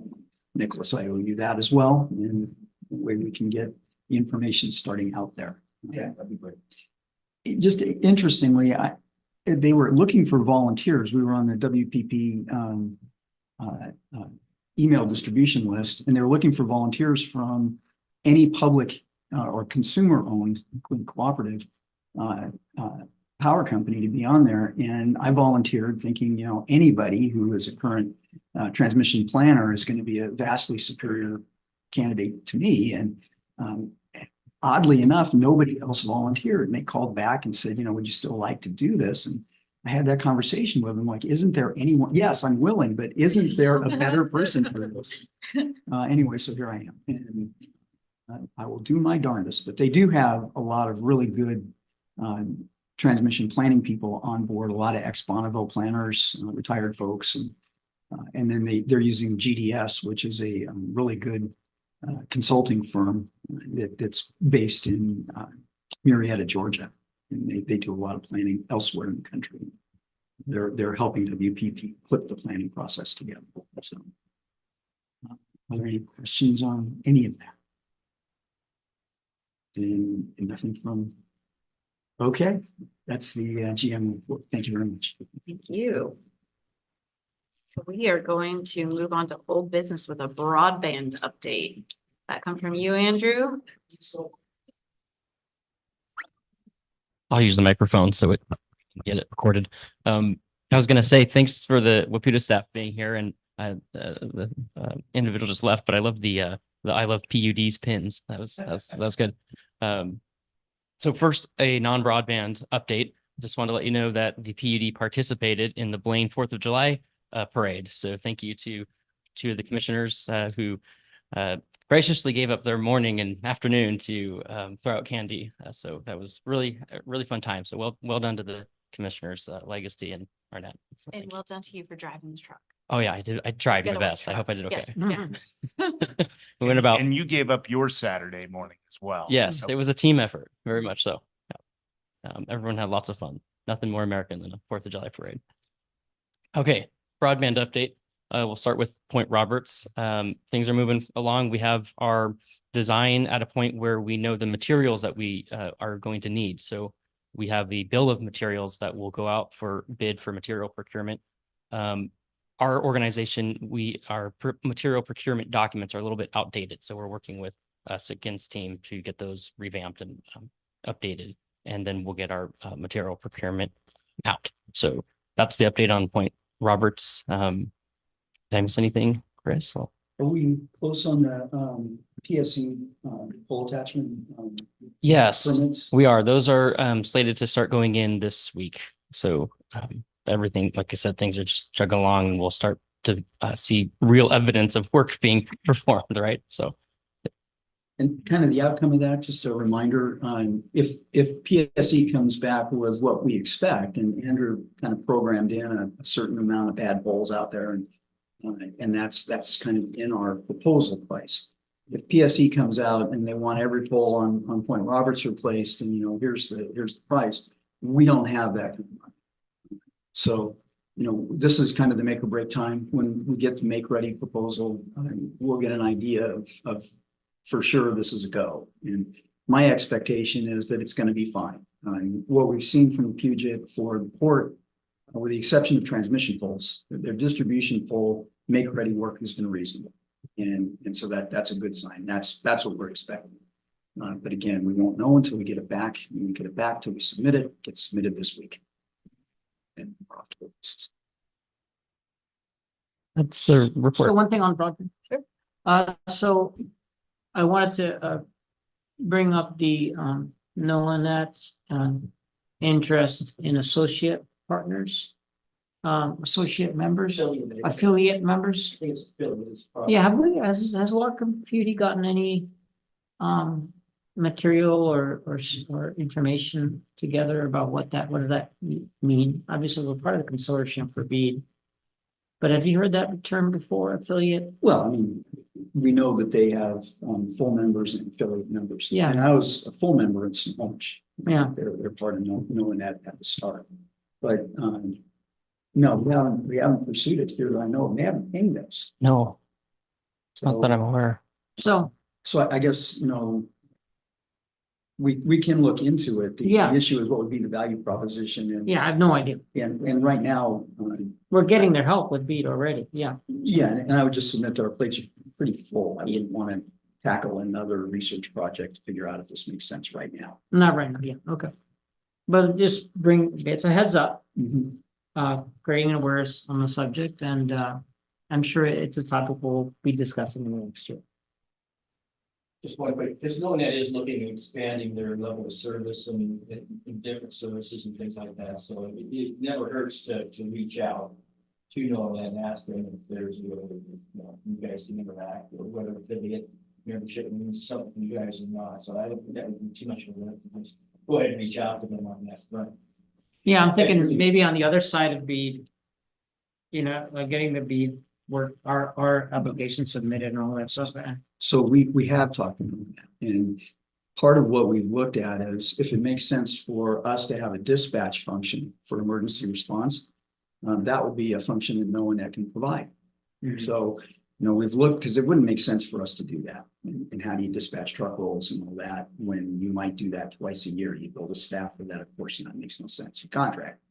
And no one that has been, they were right up front when we did the initial feasibility study that this is the kind of thing they can provide.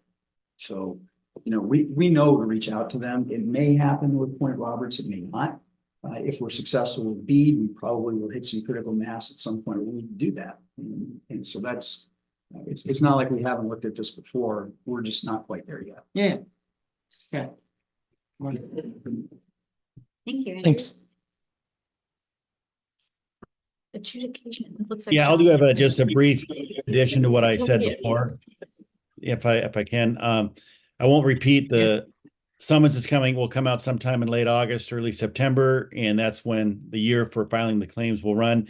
The hearing on the 26th that I mentioned earlier, the court rejected all filings that have been submitted. So the Davenport submission was rejected, and the Dairy Federation had withdrawn their motion to intervene then the day before or day of the hearing.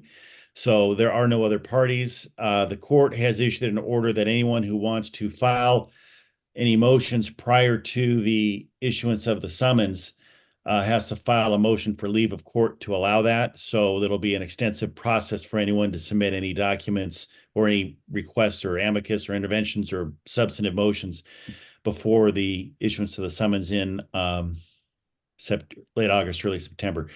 At this point, the only thing I see that we might consider filing is if we joined other municipalities in questioning the form for filing a claim that Ecology is preparing but has not disclosed yet.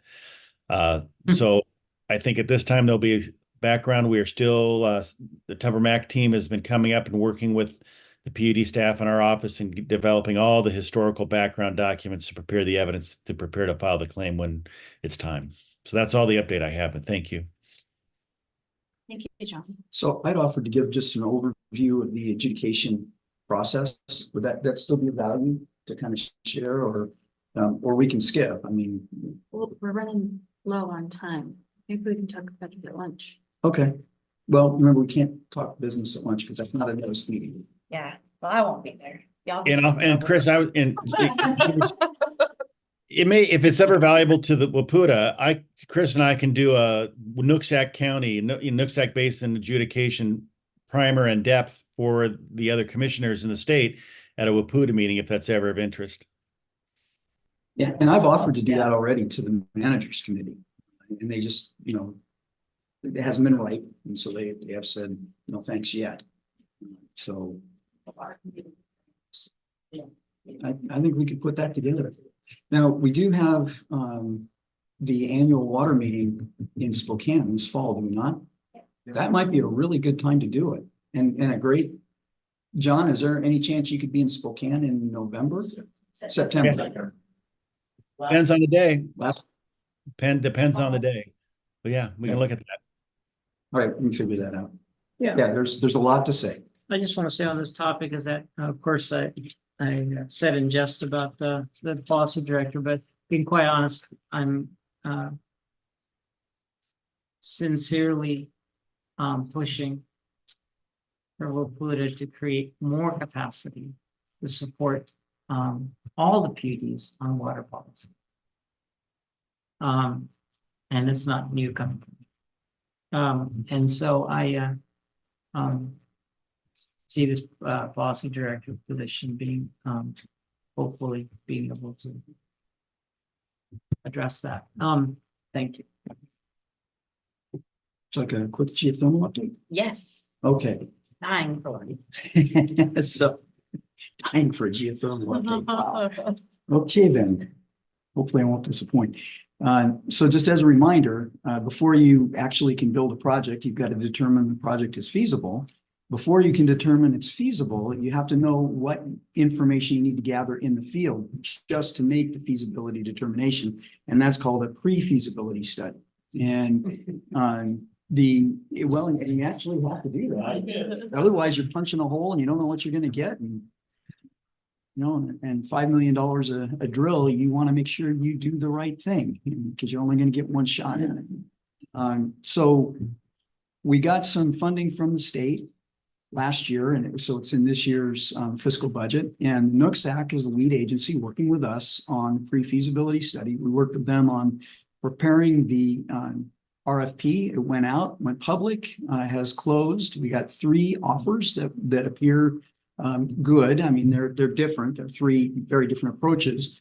The Nooksack have reached out and engaged Idaho National Labs. There's 2 or 3 people there. UCal Berkeley. There's a geologist from there and an economist. And then there's some folks from PNNL. So there were 16 or 17 people on the conference call, and they all knew. I mean, they forgot more about geothermal that day than I ever knew, each of them. I mean, it was heartening. So we've got a team of people that are now evaluating this thing from an expert perspective. And Andrew and I and Mike up at the Nooksack are going to be looking at it now more from an economic perspective and the things that the geological experts aren't looking at. The expert debate or discussion is going to happen next Wednesday, the same day as the managers meeting, the same day in Portland. So I won't be in on that, unfortunately, but the outcome of this is that we're probably going to be able to award the RFP at the end of this month. And the contractor should begin to start work on it right after that. All three of them have submitted to meet the timeline. So that'll be about between 9 and 10 months to complete, depending on which one we're looking at, which gives us a couple of months to do the evaluation, close it out before fiscal next year. And the end of it, we should have target well sites and what we need to bring up in the tailings and the geochemistry in the water and the frackability of the rock. So with that, I'll pause. And any Where are we questions? at with land, though? That is a very, very frustrating topic. So we're working with the forestry department, with the U.S. Department of Forest and BLM. And initially they were, oh yeah, you can have this in a month. We'll be renominating for the lease. Now they're saying maybe next year. So we're beginning to push back, and we're going to engage and have engaged Senator Cantwell's office and Senator Murray's office both. We've already talked to their local representatives and kind of started the discussion to break the bureaucracy free. And as a reminder, these lands were leased. They went through a full cultural and NEPA evaluation, full EIS. And the only thing we were asking was for Andrew gave them the exact geo coordinates of, there's no change in the boundaries at all. So we were just asking them to take a look at the old studies and determine are they adequate. If they're adequate, move on. And initially they said, oh yeah, it's a cake.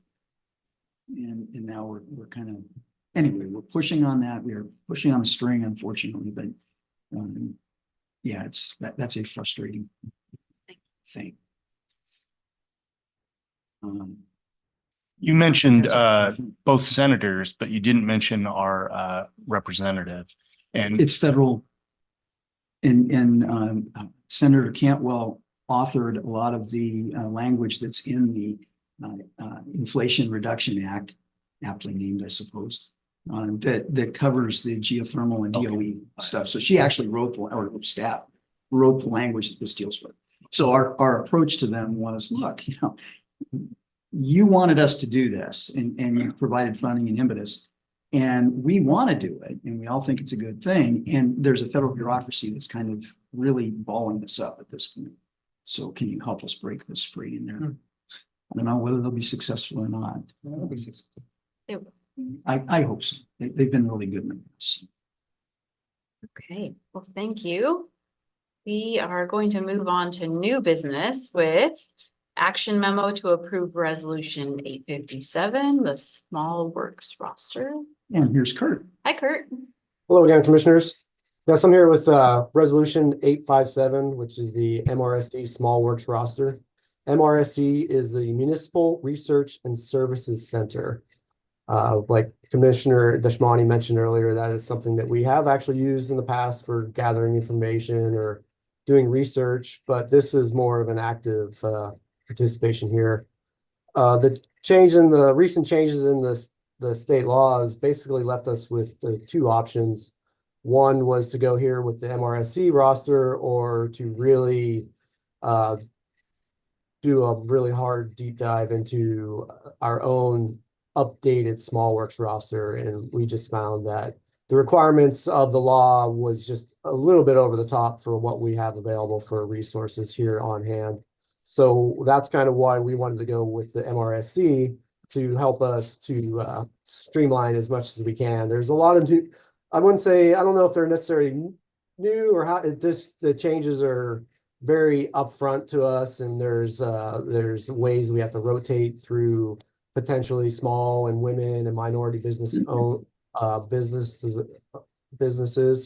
and how we work through the roster. And that's part of how the MRSC how the MRSC helps us to manage the small works. And so I'm here to ask for your approval of this resolution for us to participate in MRSC and use that for our continued public works projects. and I'm happy to answer any questions. I think it's really positive stuff. Any Yep. comments from you? No. So just, I mean, just out of curiosity, now that I know that Waputa also is affiliated with MSRC, are we just doubling down? No, Are no, we, okay. No, we have to actually have our own Doesn't Roth cost. account, as opposed Okay. to using Waputa for research and other information. Okay, thank you. Entertain a motion.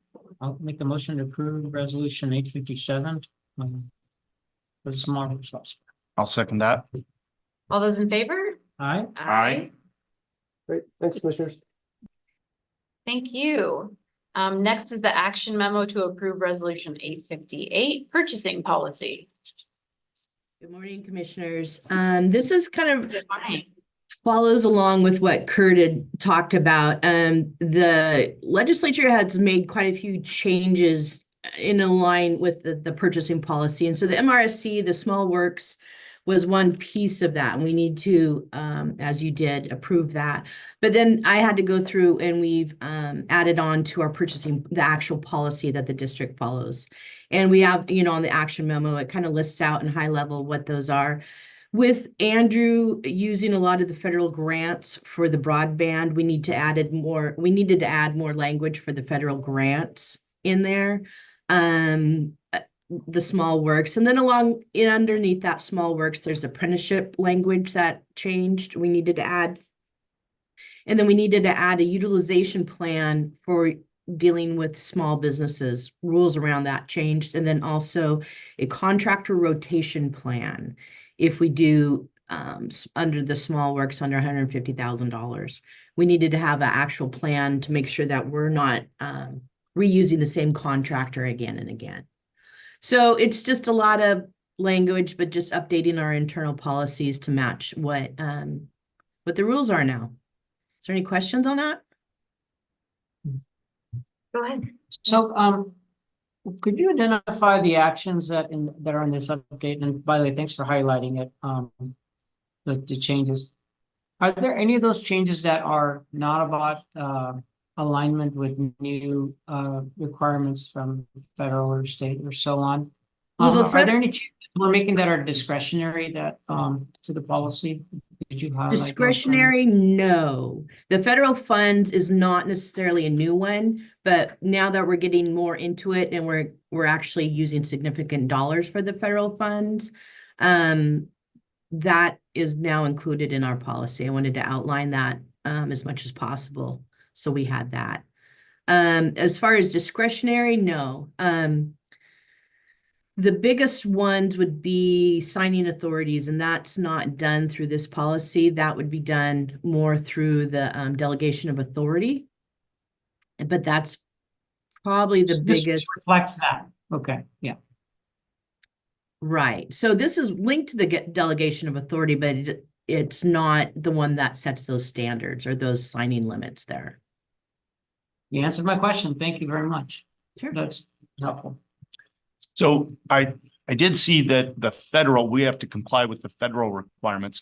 Are there carve-outs or are there specific state requirements that, because I didn't see anything in there about state requirements. Are they not as stringent as the Fed? Do we not have those included? All of this is state. So all the RCW, all the WAC is state level. And so when you deal with federal grants, then you bring in the federal laws. And basically the rule of thumb is whichever is the most stringent is the one you deal with.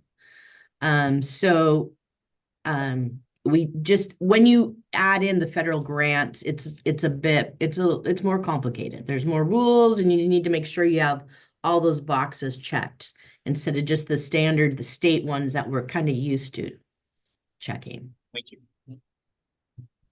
Thank you, Annette. Sure. And I'll just make a comment that I'm glad to see we're including apprenticeship language in it.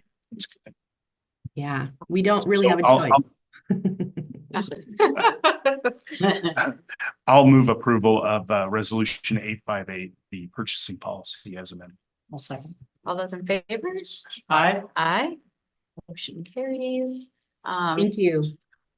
Thank you. Next we're setting the July 26th special commission meeting. This is for rules and responsibilities. That is correct. Okay, with Sabrina Hoyer will be our facilitator. Yep. All right. Tentatively, it's going to be in Plain. I don't have the room secured yet. Plain. I like that. Do we know, so you don't have an idea on the time? Because 1 to 3 Friday afternoon. 1 to 3. That was what we had discussed as a typical available window. And if that doesn't work for people, let me know in the next week or so and Okay.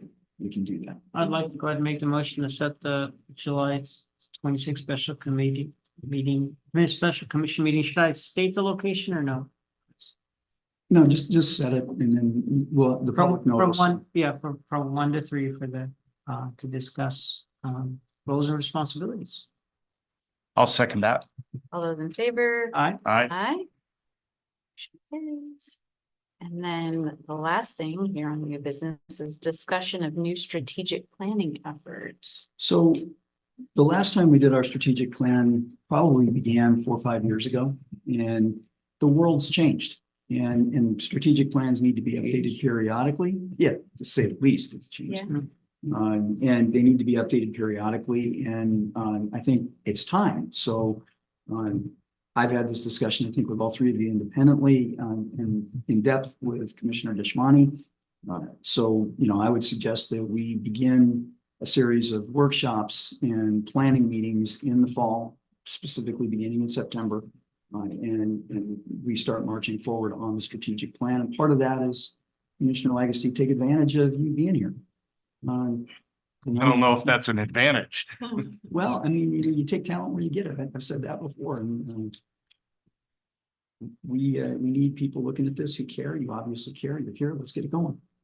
So, with that, I don't know, Commissioner Shimani, did you have? Yeah, I appreciate that. I really do think it's important. I mean, look, I'm greedy for the PUD.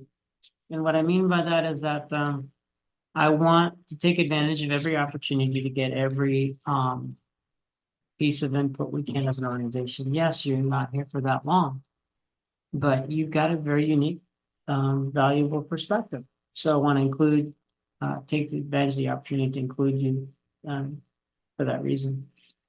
And of course, we should extend the invitation, just like we talked about earlier, to candidates to, we want that process to go seamlessly, smoothly as we develop our strategic plan. So want to be inclusive as much as possible. One thing the city of Bellingham is doing right now as they're getting ready for their comp plan update is they're having a lot of more open houses related to that. And this might be an opportunity for us to have some input from the community related to that. So. And as a reminder, that is how we ran the last one.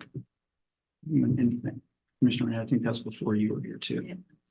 But yeah, we had a couple before I got here, a couple the summer after I got here.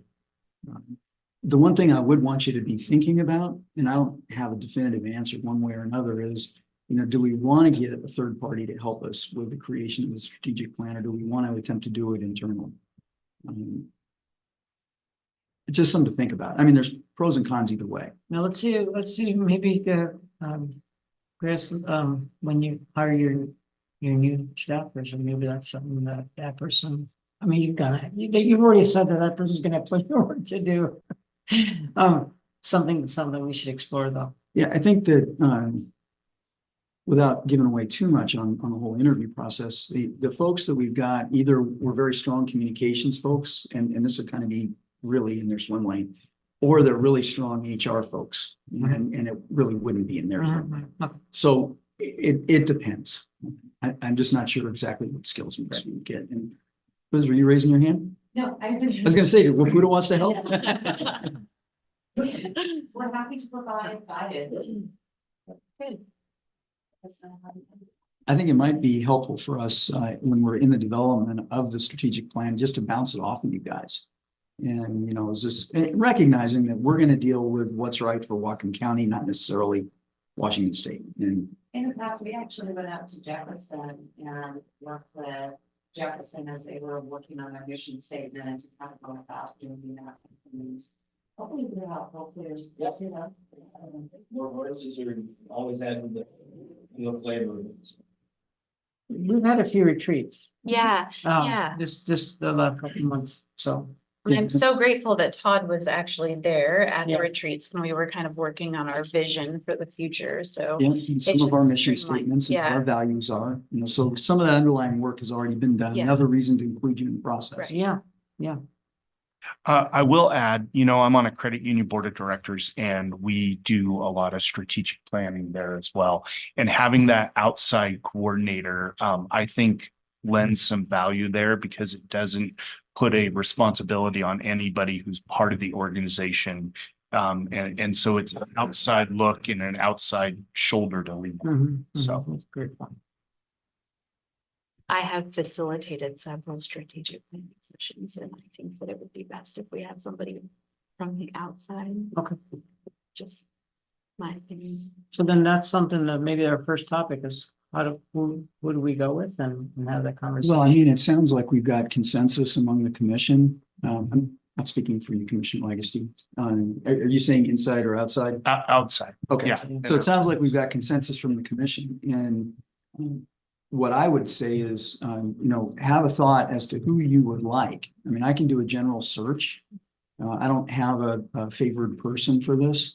And maybe Wapuda knows some outside consultants that could help.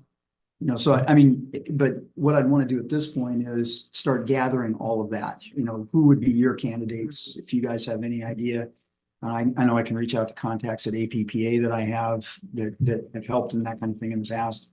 They tend to be, $300-400 an hour plus. So I mean, there are those price considerations. So anyway, that would be the next thing. So I'd suggest that we move the strategic planning discussion from new business to old business, and that we have it every time from here on out. And even if it's just nothing to talk about, but next time I would say, give me the names and anybody you've thought of, and I can start that external And search. any thoughts about whether you think Karina, and we're asking the commission and you too, about whether you think she might be one of the people we consider? So I talked to her and she said she'd be happy to help. Okay.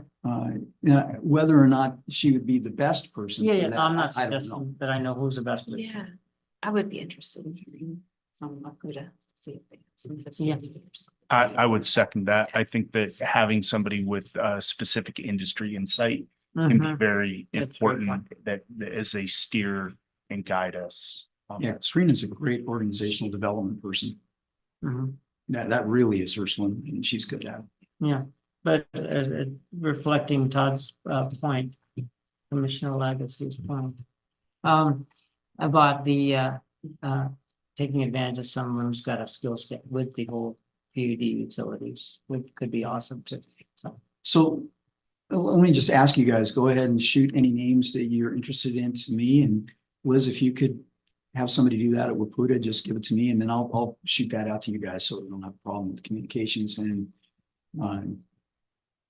let's talk about it in a couple weeks. Yeah, great. Okay, let's move on to the operations report then. Who will it be today? It was going to be Kurt. No, There Oh, it is. there it is. I'm working on it. Well, we can hear you. Okay, here we go. So I wanted to just let you know that we have divers over at Plant One. They are finishing up cleaning up the wells on the intake building, and then they will beginning to install the stainless steel braided lines that are part of the airburst system. Some of the lines are starting to have some leaks, and so that was something that we need to do to get ready for the. Don't want to think about it right now when it's nice and warm and sunny, but the upcoming fall weather and cold weather. So, as you know, our airburst is main for cleaning off the screens, but it's very crucial during frazzle periods. So we have to do these maintenance activities now during the summer to get ready for that. And then I also wanted to mention real quick, the river is we're at about 2,900 cubic feet per second. And it's a little bit under the historical mean, but not anything too far off. So I just wanted to give you an update on that as well. Thank you. So question on, two questions. One, how is I guess first, where is that 2,900 CFS at? That's in Ferndale. Okay. And then, how's the demolition of the old intake coming along? That's nearly complete. All this stuff is down. It's now basically working on cleanup and fencing the facility back up. So just a security fence even though it is just going to be basically a flat platform, but we still don't want anybody up there. Did you have a question? Great. Oh, okay. All right, thanks, Kurt. Thanks, Kurt. Thanks, commissioners.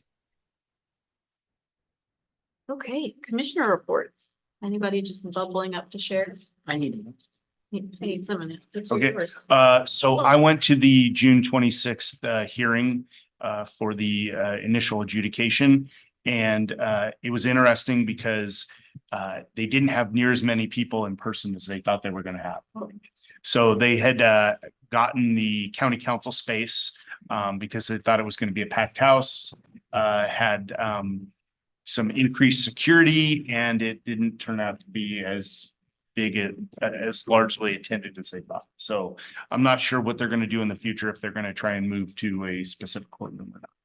And then as far as upcoming, I signed up to attend the WAPUDA meeting in Longview, Kelso. So I'll be heading down Tuesday night next week and staying through and leaving on Friday. And I'll be going on a tour of one of the dams up there, and then just attending the regular general sessions as well. So yeah. That's great, yeah. How about you, Atul? Are you ready? I'll go since I don't have much.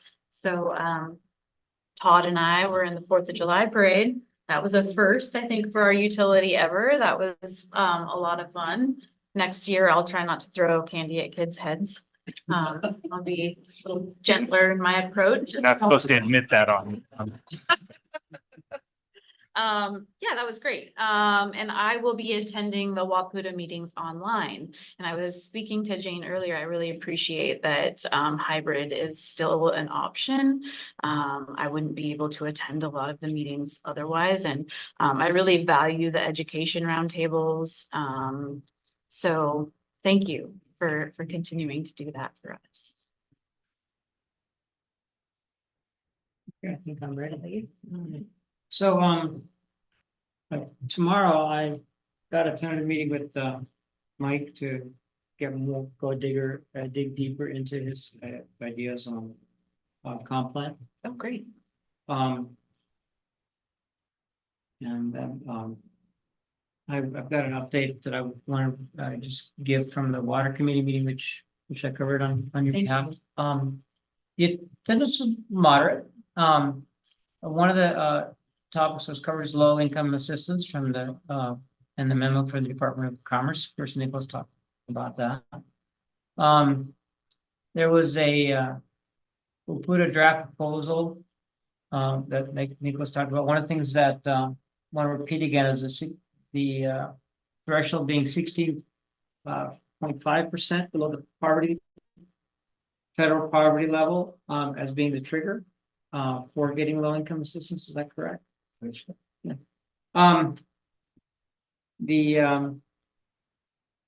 John Ross and Clark PUD described their water use efficiency program. I found that interesting. And of course, we have several community members here who care a lot about water use efficiency. And one of the things I did after that was had a follow up with Chris and say, do we have a kind of a program in place for water use efficiency? Of course, we don't have many retail users. It's for us very much case by case ad hoc. That it's understandable that it would be that way because of our current customer base. But certainly as, if our customer base grows, it's something to consider. So there was a roundtable discussion on water use efficiency. There was discussion that talked, leaks aren't uncommon in the water systems. And there's quite a few PUDs that talked about leaks and how those leaks actually might even be beneficial in cases. One of the interesting side topics that came out of that was how sometimes when water leaks, you're actually potentially beneficially transferring the water into a watershed. And so it's not the same as wasting energy, for example, wasting electricity, where it gets converted to heat and it has no beneficial use. And the need for water audits. Mike Means presented for the Washington Department of Health and talked about drinking water and talked about PFAS and the levels that are being adopted at the state level, which are going up. And then Kitsap gave a good presentation about the financial challenges, or explained, didn't present, but explained about financial challenges with consolidation, particularly when communities are not disadvantaged. You know, when a community is particularly disadvantaged, it's a little bit easier to get the funds necessary for water system acquisition and consolidation. When communities are not designated at disadvantage, it becomes more difficult to get the financial support to support consolidation. And there was a conversation on the pathways to provide the support, including technical assistance, restructuring, and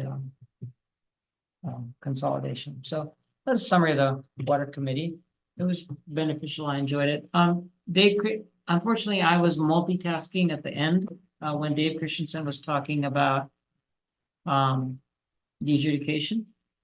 But actually, I checked in with Stephanie about that, and there was really nothing too substantive that we haven't already covered in my updates from the Water Resources Advisory Committee. I'd like to dovetail then quickly into a topic that I brought up maybe 2 months ago, which came up from the Water Resources Advisory Committee, which was their list of community members that can help get off the word on the subject of the adjudication. As I've explained before, the folks that I'm right now, and probably for the next several months, concerned about are private well users who have a business or other beneficial use. I'm not using ecology's term of beneficial use, a use of water that extends beyond residential, significantly beyond residential, maybe an order of magnitude than a typical residential use, and then aren't big enough to be a full-blown business. You know, they're not the kind of outfit that has teams of employees. It's not one of the mid or large scale agriculture producers who are all covered under the watershed improvement districts that are covered under the ag water board. Those guys are being looked after, and they're looking after themselves. You know, the municipal customers are being looked after. But there's these people that are largely small business owners on private wells who are a significant number of them are likely to be disenfranchised in the adjudication process. And even if you don't care about them, but I do care about them, but even if you don't care about these small businesses, you should care about them, because these are the people that will be the most vociferous, angry people in the adjudication process if we let them remain disenfranchised.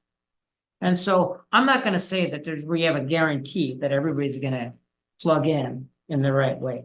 There's no guarantee, but I want to minimize the amount of people that are disenfranchised in terms of being able to give it a shot, state their claim, and be heard. Because I really believe in not disenfranchising as a person. And certainly I see that as an opportunity here. So I've been working on that list. And in the next few weeks, I'll be getting a list back to ecology, and I'd be glad to share it here too. Of the small businesses. Of an additional, of the resources to be able to get the word out. It's not really, it's not really a PUD thing because these aren't our water rights that we're dealing with. But it's just, I feel like it's a community service responsibility of mine to, in my district in particular, which is the most rural district, to do a good job of minimizing the amount of disenfranchisement in the adjudication process. Well, I would just remind you both that I think it was just a couple of weeks ago, maybe a couple of months ago now, that I sat right here and I talked about how the PUD could have a role in that, in informing and helping through the adjudication process during my interview. And so I would highly encourage that. I think that is definitely something that does fall into there. I think how the claim form comes out from the ecology is going to have a big impact on how that, how technical it is, what the claim form looks like, how it considers water use is going to be the big consideration for, especially for people that don't have as much technical expertise in that. And maybe there's a role for the PD down there. I feel a little nervous about, so I think that there's room for the PUD to connect people with resources. I think that's a good idea. And maybe even some educational type opportunities, but I think it's really important that we don't give advice. Oh, for sure. Because we are litigants protecting our own water rights. So we're kind of running right up against that, Fair. Resource connection is a wonderful place. Yeah. I would just offer that. I think John's proud of you. Yeah. Saying that. Hi, John. I just let you know that I think Bill Clark, who was mentioned earlier, is actively doing outreach through a number of the egg community boards out in the rural area. They've engaged with that. And one thing I didn't mention in the update is the court is setting up a case management committee that'll be a resource for the judge to develop rules for the court. And they've expressly said they want all types of entities represented, and including unrepresented litigants, which is another way of saying these smaller individual well owners or water associations that don't hire an attorney for this process. And I guess I should, with that, there's been several emails I've seen where they're looking for, and it's actually been in some newspapers or local publications, about they're looking for volunteers for that board. And I assume that, I'm a volunteer, but I assume that the PUD is going to fully have a voice as it relates to that, via you, John, right? So is there anything we can do? Not at this time. We did within the court's order asked parties immediately submit a letter of interest, and I did the day after the court issued its order. So we're in the mix to be asked to be participants on that committee. I've offered it in the past to the state administration of courts that if they set one up, I'd be involved and willing to be the chair if necessary. Maybe some private law. Twist your arm, huh, John? Exactly. So I do want to, actually, I have a question for Commissioner Deshmani, related to the PFAS that you talked about. Was that only related to supply water, or was that wastewater as well? Supply water.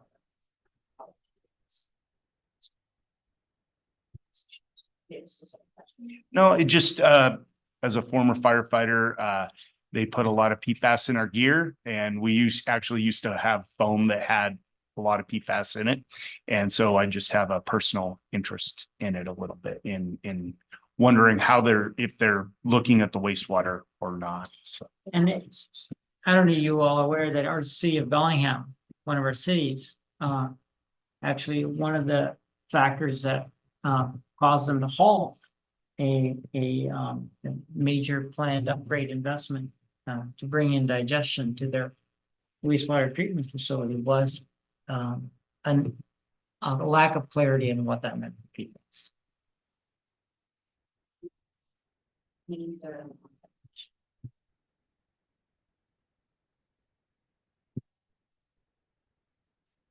that all for you? I think so. Okay, I also should say that I did attend the YRO one Watershed Management Board meeting. We've had one. Yeah, Which was fantastic. We approved a funding allocation, talked about groundwater storage options. I think that our PUD is really well represented on the YRO one board. We have Rebecca in attendance, and we have Chris in attendance, and Todd attended in person. So there were a lot of us there. It was really informative. yes, the packet was, I looked at, I haven't reviewed it. The packet was amazing. Yeah, it was great. So, and that is it for me also. Did that cover any of the upcoming per diem requests? Did any of you have Just a.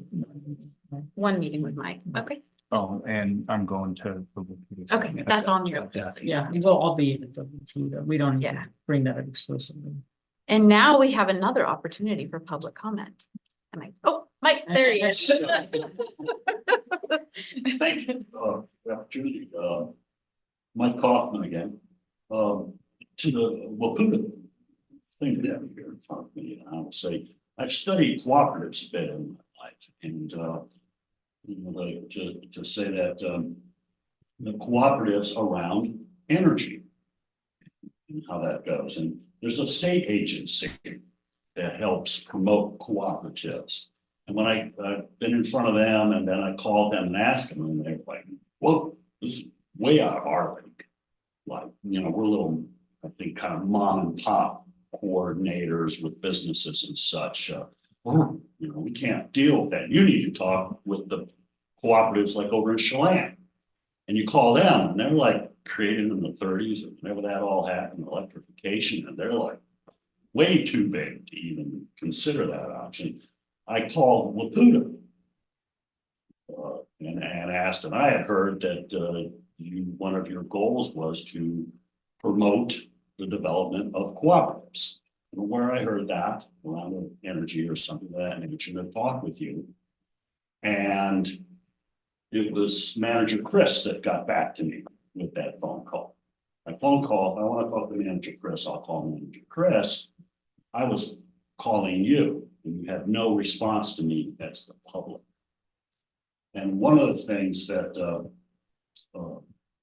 I've done is a little bit of science here is that, and again, speaking of the comp plan, was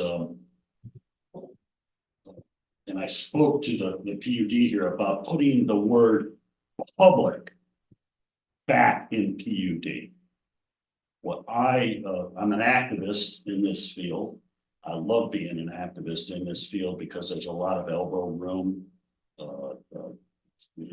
Commissioners, legal managers. It's a great place to be. And to put the word public back in PUD. And the way that we can start doing that, I believe, is what I spoke about earlier, is with the comp plan. That is where the citizens, in my opinion, and my involvement with it, promote their vision, what they want in their community around these particular circumstances of energy and water. And it is a legal document. And so my ask is, kind of in this, is to say, and I'll make a statement there. When the PUD was writing their, I'll call it their PR document, hey, welcome PUD, new manager took charge over here. And I came in and asked them, actually, one ask that I have of you would be to, when appropriate, implement some of our comp plan policies. And when I looked at the document, there's nothing like that in there. It was all about their customers and their image, but personally, it didn't speak to me as the public.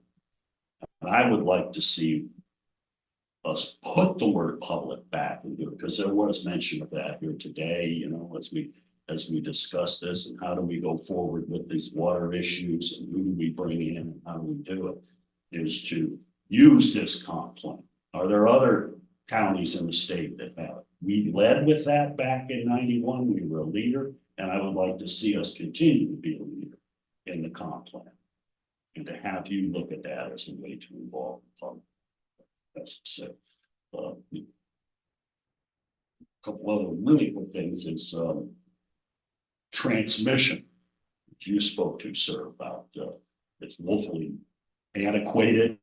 How do we do it? There's a group in this state called Solutionary Rail. I believe they're out of Bremerton. Never heard really mention of them much in the news or other things. But their idea is to electrify the railroad system. And I see many good avenues around that idea, incorporating the transmission of electricity on a very specific corridor that is doing transportation issues, which are a very major part of what we're doing. I would reference the breaching of the Snake River dams and what that's all about.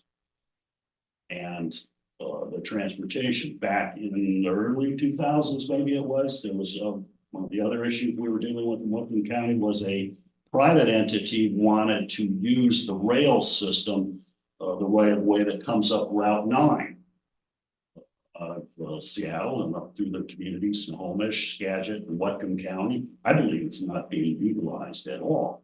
And I could see that being used as a transmission. And their idea was to use it as a transmission corridor. Here's railroad, here's these different things. And it met a lot of resistance in the way that it was presented. But from a tourism standpoint, from a public transportation standpoint, from a transmission standpoint, I think it makes excellent sense as a way to look at our state and solve these problems and to help strengthen the grid as it runs and get away from wildfires. All these other issues that we're dealing with. Water issue, unification message, and that's my thoughts. Thank you for the opportunity to speak again. And good day for you. Show up. Thanks, man. Thank you. Right, Robin, thanks. I didn't really come, because it's not budget time to speak, but this, I have to thank you guys for this meeting. I have never been to a PUD meeting. I'm sure who's been here before. I've never been here before, and I really appreciate the perspective that I hear from the commissioners about their attendance to the meetings, but it's really nice. The thing that I most consistently badger this out is usually around budget time, and I want to mention it here because a lot of your presentations have to do with, I don't know how to say, maybe stress, maybe climate stress, climate uncertainty, which is certainly driving a lot of what you're involved in, and as it is for us locally. I have always, at budget time, without much success, mentioned the idea that as probably the most low-key government in our county, you see the public attendance here. It's not like that in any other government meeting. And I've always looked upon the PUD as a, in this world of increased climate stress and the uncertainties that are associated with it, we didn't even get to wildfire. And that's going to be a huge one for us locally. I wonder if it shouldn't be a consideration to encourage your members to begin to increase reserves in your budget process. And I mean significantly, because I see the PUD, because of its low-key nature, as being something of an entity of last resort to deal with the kinds of uncertainties that the climate is bringing, because the local governments, state government and the federal government already being stressed. We're already feeling the stress of dealing with emergencies and tragedies and climate related things. I applaud the direction that you guys are going, but I would feel really good if PUDs began to just increase reserves. You know, I do see PUDs as something of an organization of last resort for dealing locally with climate issues. That's all I can say. But it was a great meeting. Thank you. Thank you. Is there any attendees online that would like to speak? It does not look like it. Anything for the good of the order? Nope. I'll just add, I appreciate your comments about the budget, and as having been one of the more active members of the public talking with the city of Bellingham, I'd love to talk a little more with you about that and hear some further thoughts. So thanks. Well, we're ahead of schedule. It is 10:40.